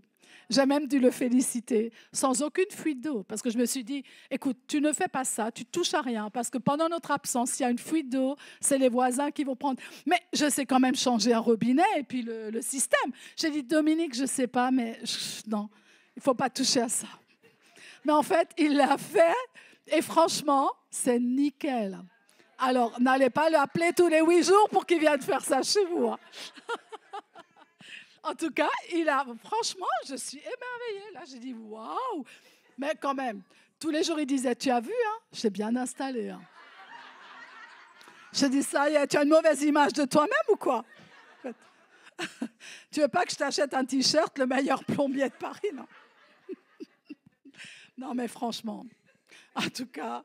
Quelquefois, on est limité pour aimer. Nous limitons l'amour, nous retenons parce qu'on a été blessé. Quand quelqu'un te blesse dans la maison, tu pardonnes plus facilement dehors que dedans. Mais le problème, c'est ce qui se passe dedans dans notre vie. Ce n'est pas ce qui se passe dehors, c'est dedans le problème. C'est là que Dieu va se baser pour justement guérir d'autres maisons. Amen. C'est pas l'extérieur d'une maison, c'est facile. Tu achètes des géraniums, tu passes la tondeuse, c'est propre, c'est joli, nouvelle sonnette, des petits rideaux sympas. Mais qu'est-ce qui se passe derrière tout ce qui est beau dehors? Une belle voiture dehors, ces gens sont bien. Ça, c'est des voisins géniaux. Ils ont du goût, ils ont une super voiture, ils sont toujours bien sapés, tout ça, tout va bien. Mais qui te dit que derrière la porte, tout va bien? Ma maison, ma blessure. Amen. En tout cas, les eaux dormantes ont besoin de se réveiller en moi. Dis-le. Les eaux dormantes ont besoin de se réveiller en moi. Que ma maison devienne une maison vraiment de bénédiction, d'encouragement, constamment de félicitations, constamment valoriser mes enfants, valoriser mon mari. Valorise ton mari pour ce qu'il est, pas pour ce qu'il n'a pas encore. C'est ça. Moi, j'attends depuis longtemps qu'il range les chaussures, mais ça viendra. Non, mais maintenant, je ne les vois plus. J'ai tellement oublié, je ne les vois plus. Je ne dis plus rien, et puis ça ne nous dérange plus finalement. Il y a des choses qui nous dérangent qui sont stupides. C'est pas vrai? C'est stupide. Les gens me disent, Pasteur Annick, tu es un bon mari. J'ai dit, oui, bien sûr, mais il a aussi ses défauts. Mais en fait, c'est quoi ses défauts à côté des qualités qu'il a? Franchement, c'est quoi? Je dois être son complément. Je dois faire ce qu'il ne fait pas. Et lui fait aussi ce que moi, je ne fais pas. Amen. C'est ça. Alors, arrêtons, parce qu'on là, on devient des vierges folles sinon. En tout cas... Je suis peut-être courbée pour d'autres soucis que j'ai, mais la promesse est pourtant mon héritage. Amen. Alors même si fragile est ma vie, le roseau que je suis, la Bible dit encore vert, sans qu'on le coupe, il sèche plus vite que toutes les herbes. Vous imaginez? Il peut être vert en apparence et sans qu'on le coupe, il va flétrir plus vite. Donc il est fragile. Il est très très fragile. Donc, tu vas voir que Sans Dieu, nous pensons tout savoir du marais. Nous pensons vraiment évaluer les dangers dans le marais. Sans Dieu, nous pensons que de toute façon, si le vent souffle trop fort, on se courbe et puis c'est réglé le problème. Mais non, parce que tu resteras courbé toute ta vie. Qui veut une maison courbée ici? Toute sa vie, il n'y a pas la joie. Toute ta vie, il n'y a pas la paix. Toute ta vie, il y a la guerre. Toute ta vie, il y a des paroles horribles que tu cries partout. Toute ta vie, tu vas sortir de la maîtrise que Dieu t'a donnée par l'Esprit. Tu as une maîtrise que Dieu t'a donnée, le Saint-Esprit. C'est le fruit de l'Esprit. Tu ne peux pas encore vraiment jouer à ce jeu-là. Si tu veux que les choses se redressent, ce n'est pas à l'autre de changer, mais c'est à toi de changer. Amen. Dans le cœur du pourpier, et les odeurs nauséabondes, quelquefois ça sent pas bon. Les paroles sont puantes. Le roseau plante ses racines dans un sol sans consistance, finalement.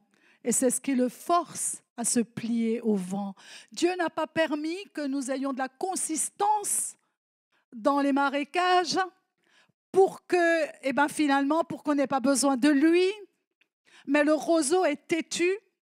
Le roseau a raison. Le roseau pense s'en sortir par lui-même, donc il va préférer se courber que finalement de crier à Dieu, parce que Dieu n'a permis rien de solide, sur aucune solidité, peu importe la matière, sauf il t'a accordé le roc qu'est Christ et sur lequel tu vas bâtir ta vie. Et ta maison, et ta famille, amen, sur le rocher. C'est le seul endroit où ta vie va tenir correcte. Et c'est pour ça que ce roseau-là, il nous représente tellement, parce que nous sommes vraiment sans consistance. Nous connaissons notre fragilité. Si on pouvait chacune donner un témoignage, chacun aurait des fragilités différentes. Mais on en a toutes des fragilités finalement, des faiblesses. Et c'est bien parce que Dieu parle à chaque roseau ici ce matin, quel que soit ton problème. Amen. En tout cas, il préfère se courber que de se déraciner parce que les résistances et les efforts, finalement, c'est ridicule parce que cela ne sert à rien, si ce n'est d'oublier Dieu. Amen. Si tu oublies Dieu, tu dessèches immédiatement sur le champ. Waouh! Immédiatement, je dessèche. Si je ne porte pas de fruits, Dieu coupe. Non, il le dit dans sa parole. Hein. Il coupe aussi. Donc, il ne restera rien. Et c'est pour cela que le roseau est dur à l'extérieur. À l'extérieur, il te paraît, tu pourrais presque t'appuyer sur lui à quelque part. Il paraît dur à l'extérieur, mais au final, à l'intérieur, il est vide. Il est tellement vide qu'il a besoin de Dieu finalement. Non, c'est pas vrai? Est-ce que tu peux vivre vide de l'intérieur? C'est le penseur Pascal qui disait sur son lit de mort, dans mon cœur a la forme, mon cœur, comment il disait? Il y a un vide dans mon cœur de la forme de Dieu, je crois, un truc comme ça. Il y a un vide. Il a reconnu, le penseur Pascal, qu'il y avait un vide. Tu ne peux pas vivre vide. Tu ne peux pas te présenter à Dieu vide. Tu ne peux pas aller dans ton culte personnel, tu es vide. Viens tel que tu es, oui, il va te remplir, mais reconnais que tu es vide. C'est le fait de ne pas reconnaître. Et que nous puissions reconnaître ce matin que dans notre maison, il y a encore des vides. On va crier à lui, qu'il intervienne, parce qu'il est le Dieu du miracle. Beaucoup de gens vivent des miracles en ce moment dans leur vie. Et je crois que ce miracle-là, il va l'accomplir pour toi, parce que c'est le temps de Dieu. Amen. L'intérieur est dur, est beau, mais à l'intérieur, c'est vide. Pas facile d'être un roseau, n'est-ce pas? Parce que quand le vent souffle à la maison ou dans la nation ou dans l'église, alors on se courbe et on dessèche. Est-ce que c'est une bonne chose? L'église de Paris ne va pas sécher. Amen, ne va pas sécher. Et l'église de Paris commence à se lever. Le roseau commence à se redresser, à dire Seigneur, vraiment, tu vois, on a besoin de toi maintenant. Parce que ces racines-là, je ne vais pas rester enracinée là-dedans. Parce que tout ce qui pue, tout ce qui est nauséabond, tout ce qui est un faux calme, un faux semblant, je n'en veux plus de ça. Alors Seigneur, viens me déraciner de là, amen, que je puisse trouver appui sur toi uniquement, mais plus là-dedans. Éphésiens 4, 14, ils sont comme des enfants flottants et emportés à tout vent de doctrine par la tromperie des hommes, par leur ruse et dans leurs moyens, les moyens de séduction. Un cœur blessé est un cœur impur. Cela nous rend creux et vides. Quand notre cœur est blessé, quand on n'est pas guéri, nous sommes vides. Nous ne pouvons rien apporter à personne, même pas nos bras ouverts pour aimer, parce que nous sommes vides, nous sommes influençables et compromettants, en harmonie avec le vide finalement. Tout ce qui est informe et vide a été transformé le jour où Dieu a créé ce monde. Il a transformé cela. Et c'est pour cela que si tu t'appuies sur des roseaux qui paraissent solides, j'aimerais savoir sur qui tu t'appuies quand tu as des problèmes. Vers qui tu vas aller? À qui tu vas parler quand tu as tes problèmes? Vous entendez? À qui vous parlez? À des gens qui ne s'appuient, qui ne sont pas roseaux relevés? À des gens qui sont toujours dans les zones nauséabondes? À des gens qui ne connaissent pas Dieu? À qui est votre psychologue là, soi-disant conseillère, conseiller? Vers qui vous allez? Vers vos amis qui boivent de l'alcool? Vers qui vous allez? S'il vous plaît, c'est dangereux pour votre vie. Parce que si tu t'appuies sur des roseaux cassants, ça va te percer ta main. Amen. Ça va enlever ta productivité. La productivité dans ta vie parce que tu prends conseil auprès des mauvaises personnes. Tu as un coup de blues, tu as un coup de barre. Appelle ton pasteur, appelle ton leader, parce qu'il sait ce que c'est, les faiblesses et les problèmes. Il sait ce que c'est parce qu'il va avoir cette connaissance, cette maturité spirituelle pour te conseiller. Mais s'il te plaît, ferme cette porte des mauvais conseillers qui ne font que de se réjouir de tes problèmes et les raconter partout. Vous êtes là? Parce qu'ils n'ont pas, en fait, si tu te confies à des personnes qui ne sont pas matures, qu'est-ce qui va se passer? Est-ce qu'ils ont la maturité pour gérer ton problème? Eh bien non. Ils n'ont même pas la force de pouvoir gérer ton problème. Donc, pour se décharger, ils vont le raconter à d'autres personnes, et encore à d'autres personnes, et encore à d'autres personnes. Et ça va contaminer tant de personnes, ton problème, mais tu n'auras jamais eu la solution. Donc, il vaut mieux aller au bon endroit, n'est-ce pas? Au bon endroit, tu vas t'appuyer donc sur des roseaux qui sont solides. Amen. Parce que Pharaon, il était vraiment, comme cela, il n'était pas un roseau solide pour le peuple. Pas du tout. Et ceux qui se confiaient en lui, ils se sont trompés aussi. Parce que Pharaon est l'ennemi de Dieu. Alors, sur qui vaut-il mieux s'appuyer? Être en compagnie de roseaux qui s'appuient sur Dieu, oui ou non? Amen, je crois. Deuxièmement, le roseau est utile au moment où il est retiré des marais. Qu'est-ce qui se passe quand on le retire des marais, ce roseau? On va broyer les racines. Les racines vont être broyées.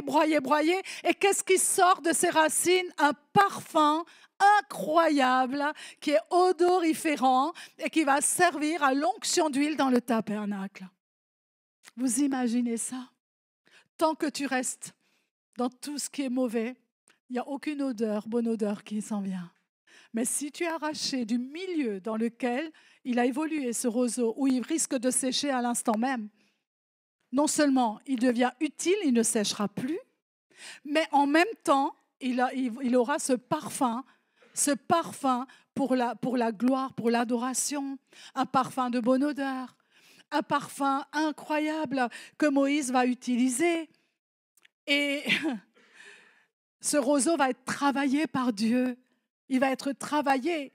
Et tu peux voir dans Exode 2:3, les roseaux étaient tissés les uns aux autres pour être au bénéfice de la couverture, au bénéfice de la protection et préserver l'unité. Alors, ils utilisaient ces roseaux qu'ils avaient déracinés, non seulement la racine pour les parfums, et ensuite ils les ont utilisés donc, pour en faire des toits Ils tissaient chaque roseau les uns avec les autres. Et ça produisait une couverture spirituelle, mais une couverture physique aussi.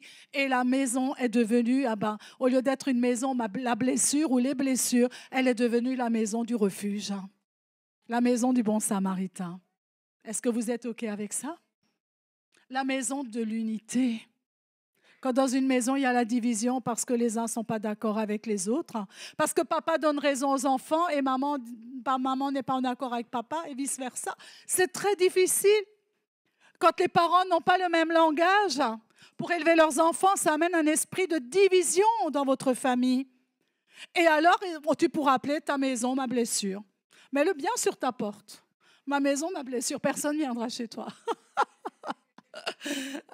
Alors que Jésus a dit que ta maison sera remplie de personnes, remplie de monde, parce qu'ils vont trouver ce refuge chez toi. Tu seras l'exemple du refuge et tu pourras les enseigner pour qu'à leur tour, leur maison soit guérie et restaurée. Amen. Vous êtes là ce matin? Le psaume 68, 31. Il menace même le crocodile qui se tapit dans les joncs. Il est le divin protecteur. Dis avec moi, il est mon protecteur. Il est le protecteur de ma famille, de ma maison, de mes pensées, de mes paroles, de mes actions et de ma vie avec toi, Seigneur. Il n'y aura pas d'interférence de la part de l'ennemi. Il ne pourra ni m'accuser devant ton trône, parce que je suis justifiée, me dit ta parole, par le sang de Jésus. Ta maison ne sera plus appelée blessure, parce que le Seigneur va utiliser chaque étape dans ta vie pour te façonner. Les eaux stagnantes, tu es dans les eaux stagnantes. D'ailleurs, le Seigneur a dit, je vous ai arraché de la boue du péché, je vous ai couronné de gloire. Ouf! Amen! Alors, tu ne peux pas continuer à être dans les eaux stagnantes. Non, ce n'est pas vrai. Tu es vraiment sorti de tout ce qui était mauvais, puant. Et maintenant, tu sais quoi? Pour devenir une huile d'onction, dis avec moi, je suis une huile d'onction. Avec mes racines, cela produit une huile d'onction pour ta gloire, Seigneur. Waouh! Jusque dans le ciel, cette odeur, elle monte. Au CCI de Paris, nous sommes des personnes qui avons permis à Dieu de produire une huile d'onction avec nos racines qui sont les malédictions ancestrales aussi dans nos familles. Quelquefois, on ne veut pas parler des ancêtres, on ne veut pas parler de ce qui s'est passé chez nos parents parce que ça ne nous intéresse pas, c'est leur monde, Non, il y a une réaction, il y a une relation qui se passe, qui est spirituelle, tant que ce n'est pas coupé, tant que les malédictions ancestrales ne sont pas brisées. Amen. Et ça, il faut en tenir compte.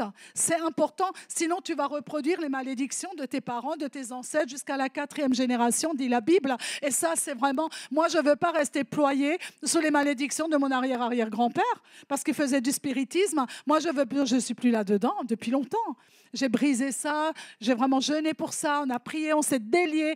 J'ai délié mes enfants, ma famille, je les ai déliés de ces malédictions-là, parce qu'aujourd'hui, nous marchons en nouveauté de vie. Alors, il n'y a aucune raison qu'on reste dans ces eaux boueuses et ces eaux horribles. Amen. Parce que tu es une fille libérée et tu es appelée à libérer. Moïse était le libérateur dans ce panier en osier. Et toi, ta famille, est un héritage de libérateur.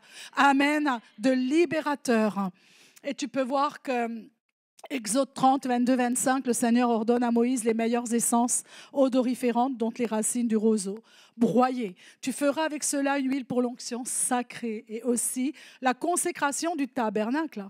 Tout ce qu'il y avait dans le tabernacle a été consacré avec cette huile. Tout. L'Arche de l'Alliance, tout, partout ils ont mis cette huile. C'est impressionnant. Cette huile qui vient au final de ce que nous lui avons donné. Toute ta vie. C'est quoi une racine? C'est ce qui te tient dans la vie, logiquement. Une racine, une plante qui a ses racines, elle pousse normalement.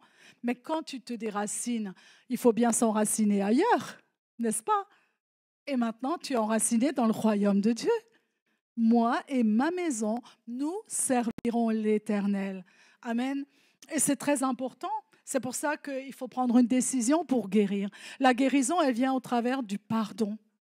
Et vous savez quoi? Je crois qu'on attend toujours le pardon des autres. Moi, la première, j'attends que mon mari me demande pardon parce qu'il a encore renversé le café ce matin.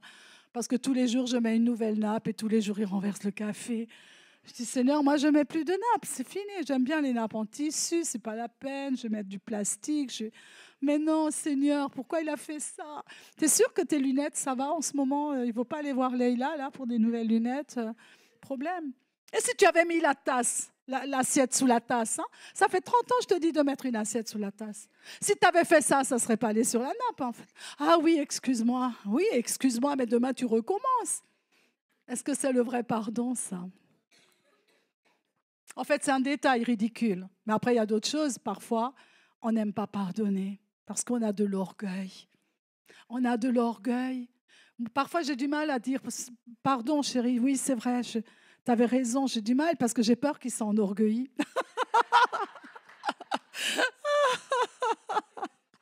Mais en fait, c'est plutôt mon orgueil qui ne veut pas être brisé. Et c'est ça qui nous empêche finalement de vivre heureux, non? De vivre heureux. De reconnaître que l'autre, finalement, je l'ai blessé. Alors, si je l'ai blessé, pourquoi je retiens ça?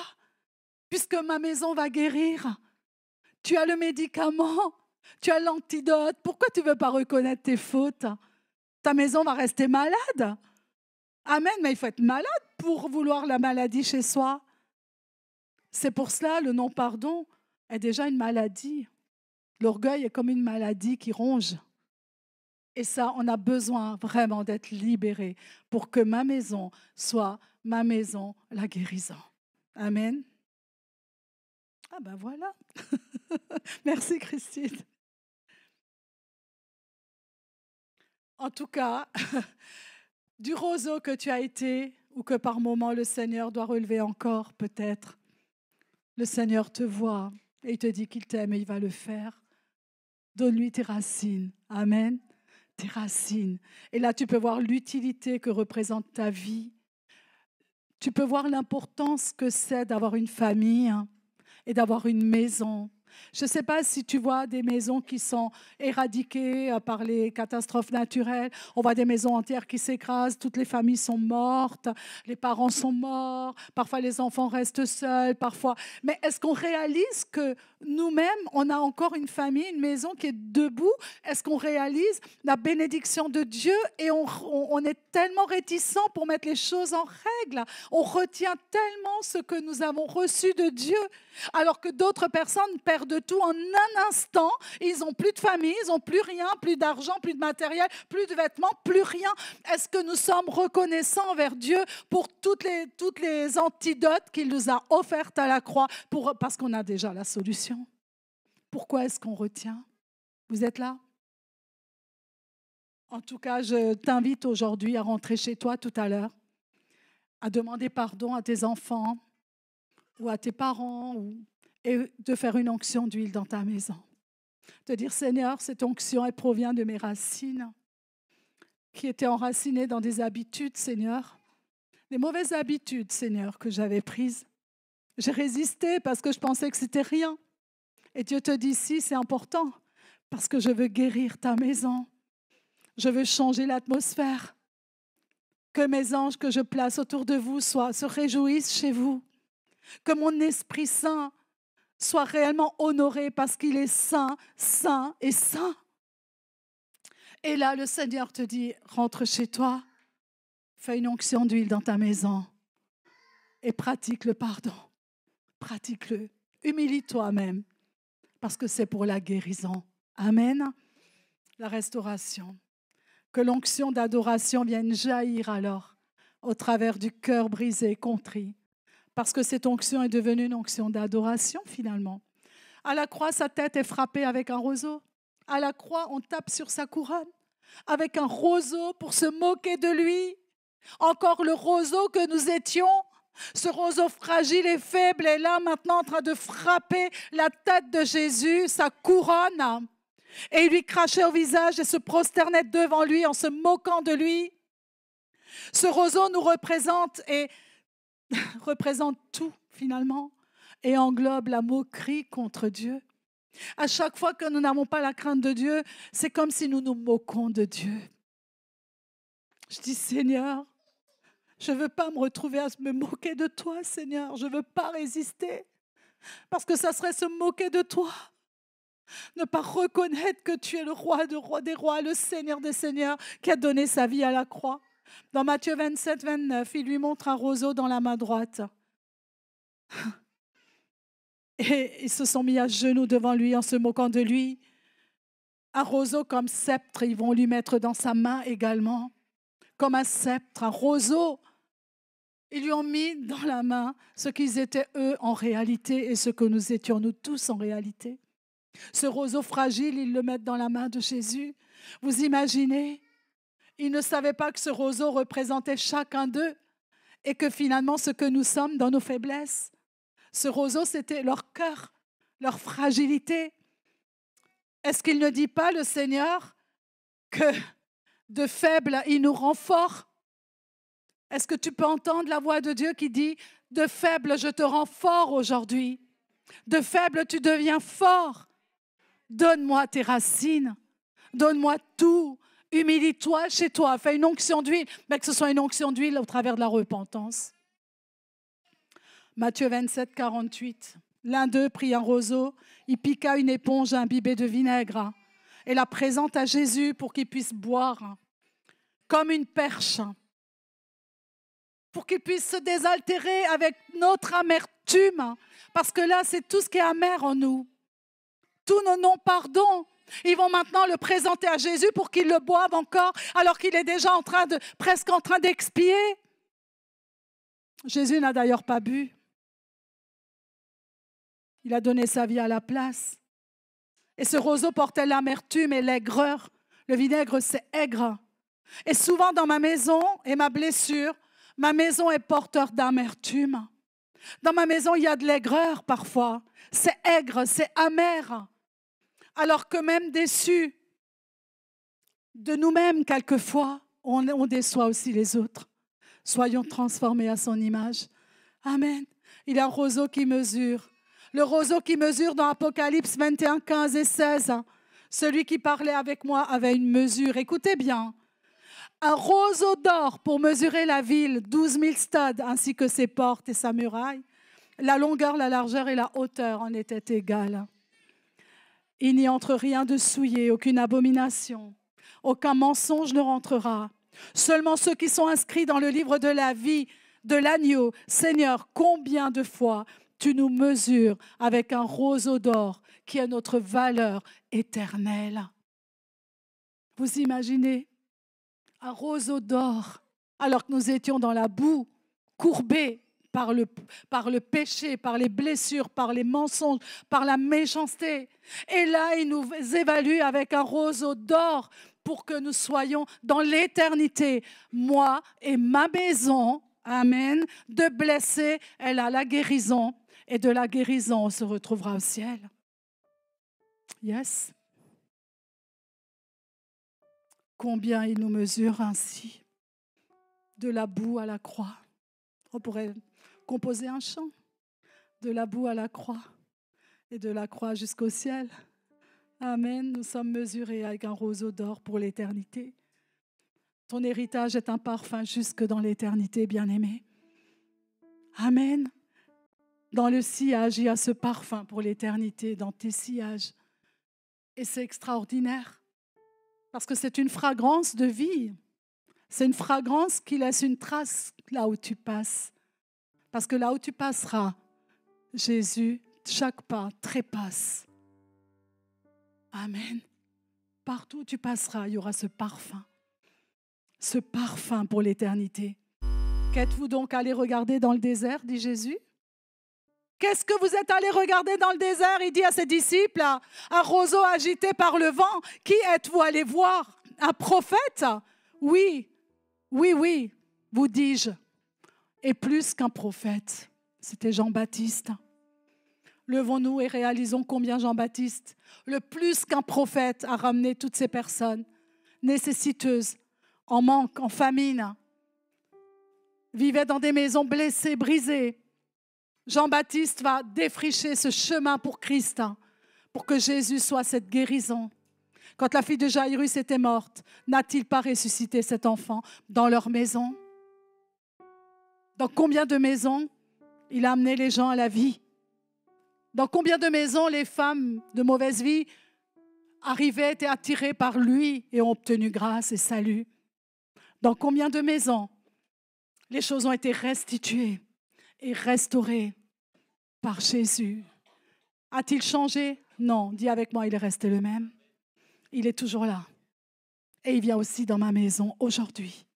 Aujourd'hui, Jean-Baptiste, ce roseau agité par le vent de l'esprit prophétique. L'esprit si puissant l'agitait. Le vent contraire soufflait tellement fort contre Jean-Baptiste. Il était exposé et il a courbé sa tête parce qu'on lui a coupé sa tête pour l'offrir sur un plateau à la fille de Hérodias. Exposé au doute et au moindre vent de l'adversité, comme Jésus lui-même a été exposé. À l'instant même, on va se mettre debout. Mettez-vous debout. À l'instant même, on va dire, Seigneur, je veux être ce roseau vide.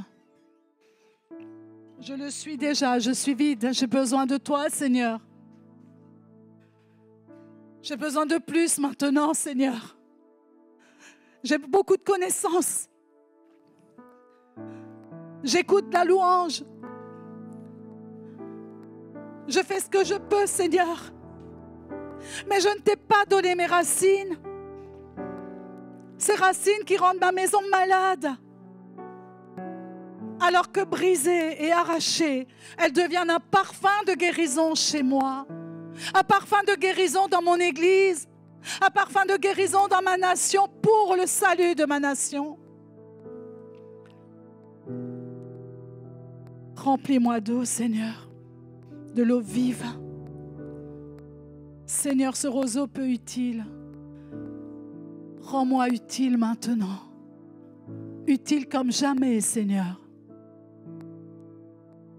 Seigneur, ancré sur ton roc, ancré, fondé. Ce roseau qui offre ses racines comme un parfum, je te les offre aujourd'hui, Seigneur. Oh Seigneur, dans ta maison, aujourd'hui, ici, dans cette église, je t'offre mes racines comme un parfum d'adoration, Seigneur. Pour que tout ce qui était inutile, Seigneur, devienne utile pour ta gloire. Seigneur, je veux tout mettre dans ces paniers remplis de joncs d'osier, Seigneur, de roseaux, Seigneur Jésus, et les déposer dans cette eau, dans l'eau de ta parole, Seigneur, afin que ce panier, Seigneur, te revienne, parce que tout te revient. Tout te revient, Seigneur, et tu ramènes tout ce qui est mort à la vie. Tous mes rêves inaccomplis à la vie. Mes décisions vont être transformées par l'esprit de la vie. Les circonstances mauvaises vont être changées en bonnes circonstances. Mes faiblesses, Seigneur, vont être transformées en force par ton esprit. Tu vas nous rendre forts. Forts par le sang de Jésus. Forts par l'onction de Saint-Esprit. Mon héritage, mes enfants spirituels aussi, Seigneur. Je me confie en toi comme Jochébed et Amram. Comme Myriam, cette jeune fille qui était tellement au petit soin de son frère. Seigneur, nous voulons nous confier en toi comme eux, ils se sont confiés en toi. Parce que la mort avait frappé à la porte de leur demeure. Seigneur, je me confie en toi ce matin. Malgré les pires des dangers, tu as sauvé Moïse de la mort. Et tu en as fait un libérateur, Seigneur. Que l'arche, Seigneur, là où dans cette arche, tout a recommencé, une nouvelle manière dans l'arche. Tout est devenu nouveau, Seigneur, dans cette arche. Alors comme ma maison, qu'elle puisse trouver son utilité dans l'eau de ta parole. Parce qu'eux, ils ont trouvé l'utilité. Cette arche dans l'eau, Seigneur, a trouvé son utilité. Et leur héritage n'a pas été détruit, Seigneur. Tu as sauvé une famille et des générations. Prends ma vie, Seigneur. Mets la main sur ton cœur et dis-lui, prends ma vie ce matin. Prends ma vie complètement, entièrement ce matin, Seigneur. Toi, tu es mon assurance, dis-le lui. Oui, tu es mon assurance pour le salut éternel. Oui, de la boue du péché, tu as pris ce roseau courbé qui était ma vie, Seigneur. Je marchais dans les roues courbées sous le poids, comme cette femme courbée depuis 18 ans. Elle était courbée à cause des démons qui l'avaient opprimée. Elle était handicapée, courbée, 18 années, sous la malédiction, peut-être à cause des malédictions familiales. Le diable avait un pouvoir et Jésus la regarde et la libère à l'instant même. Alors que toutes les situations qui sont courbées chez toi, comme ces roseaux courbés, Seigneur, retrouve vie, retrouve guérison, restauration et salut dans le nom de Jésus.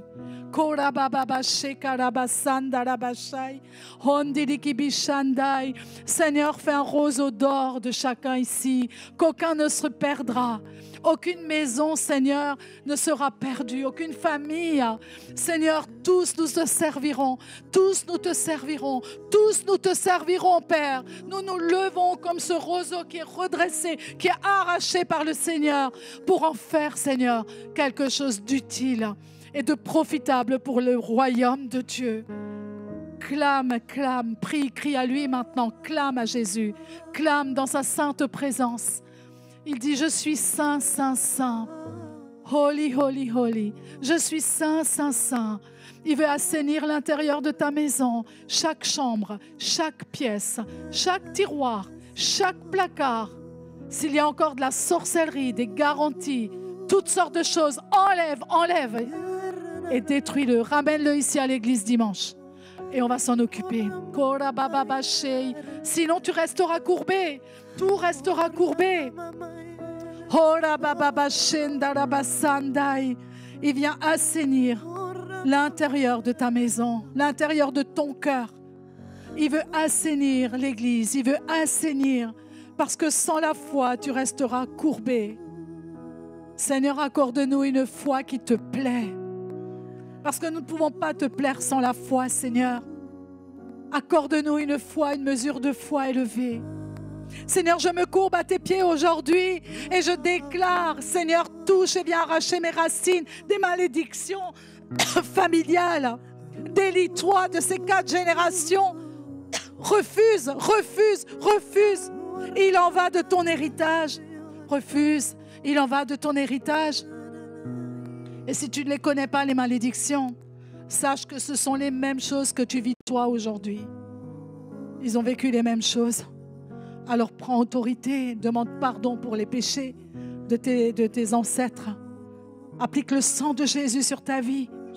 Enlève les arguments de l'ennemi qu'il a contre toi à cause des malédictions familiales qui perdurent de génération en génération. Et dis-lui, Seigneur, je suis si faible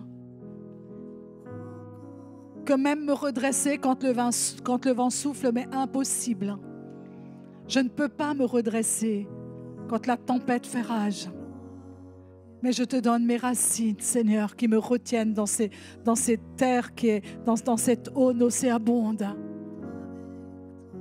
Seigneur, je ne veux plus me courber sans cesse dans les circonstances qui se répètent encore et qui ne servent à rien, Seigneur. Je serai ce roseau vert, mais je vais dessécher plus vite que l'herbe.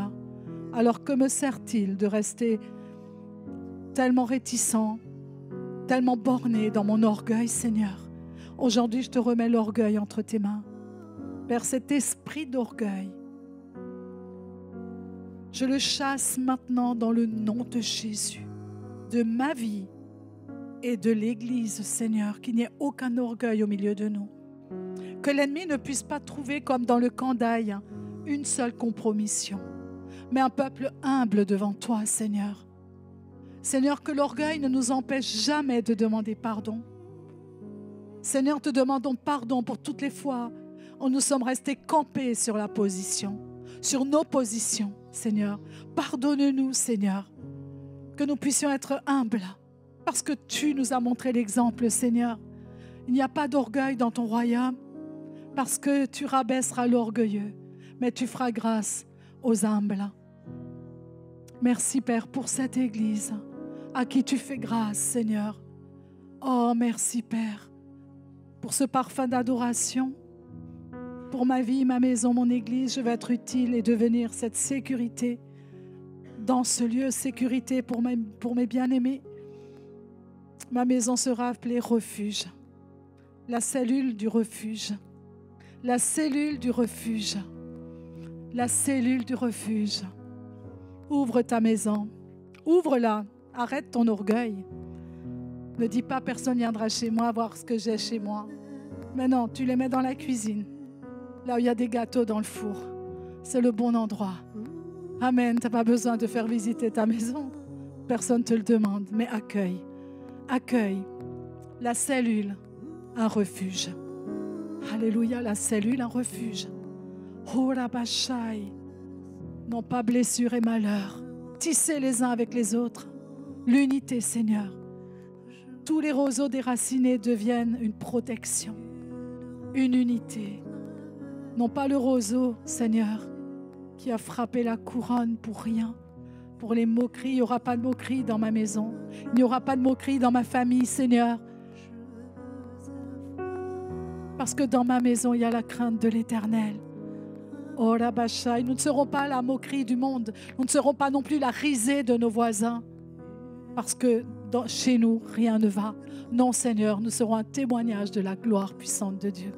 Tous verront que tu es Dieu. Tous verront que tu es Seigneur. Tous verront la lumière briller. Tous verront qu'il y a des miracles, des signes et des prodiges chez toi. Tous le verront. Et ils viendront parce qu'ils auront besoin de Dieu. Ils auront besoin de ton secours. Ils auront besoin de tes prières. Ils auront besoin de ton amour. Alors qu'attends-tu? Qu'attends-tu? Nous étions ce roseau, sans la crainte, sans la sainteté. Seigneur, merci pour tout ce que tu fais avec nous. À partir d'aujourd'hui, je suis le parfum de Jésus. Je suis ta fragrance, Seigneur. Tu vas rentrer à la maison comme une fragrance. Et ton mari va te dire, mais tu viens d'où? Dis-lui, Seigneur, je vais être la fragrance. Dis-lui, fragrance, fragrance pour la gloire de Dieu. Fragrance, fragrance de paix, de pardon, de joie, de prière, d'adoration. Amen. Merci Saint-Esprit pour ta grâce. Nous ne serons pas juste une vapeur de passage, mais un cordeau d'or pour ta gloire éternelle. Que ton nom soit élevé, Seigneur, que ton nom soit béni. À toi la louange, l'honneur et la gloire, Père, au nom de Jésus. Amen et Amen. Gardez fortement ce que vous avez reçu dans votre cœur et mettez surtout la parole en pratique, sinon elle serait vaine. Amen. Que le sang de Jésus vous accompagne et que la bénédiction sans limite soit agissante dans votre vie toute cette semaine et que la semaine prochaine, il y ait des témoignages au nom de Jésus. Amen. Soyez bénis.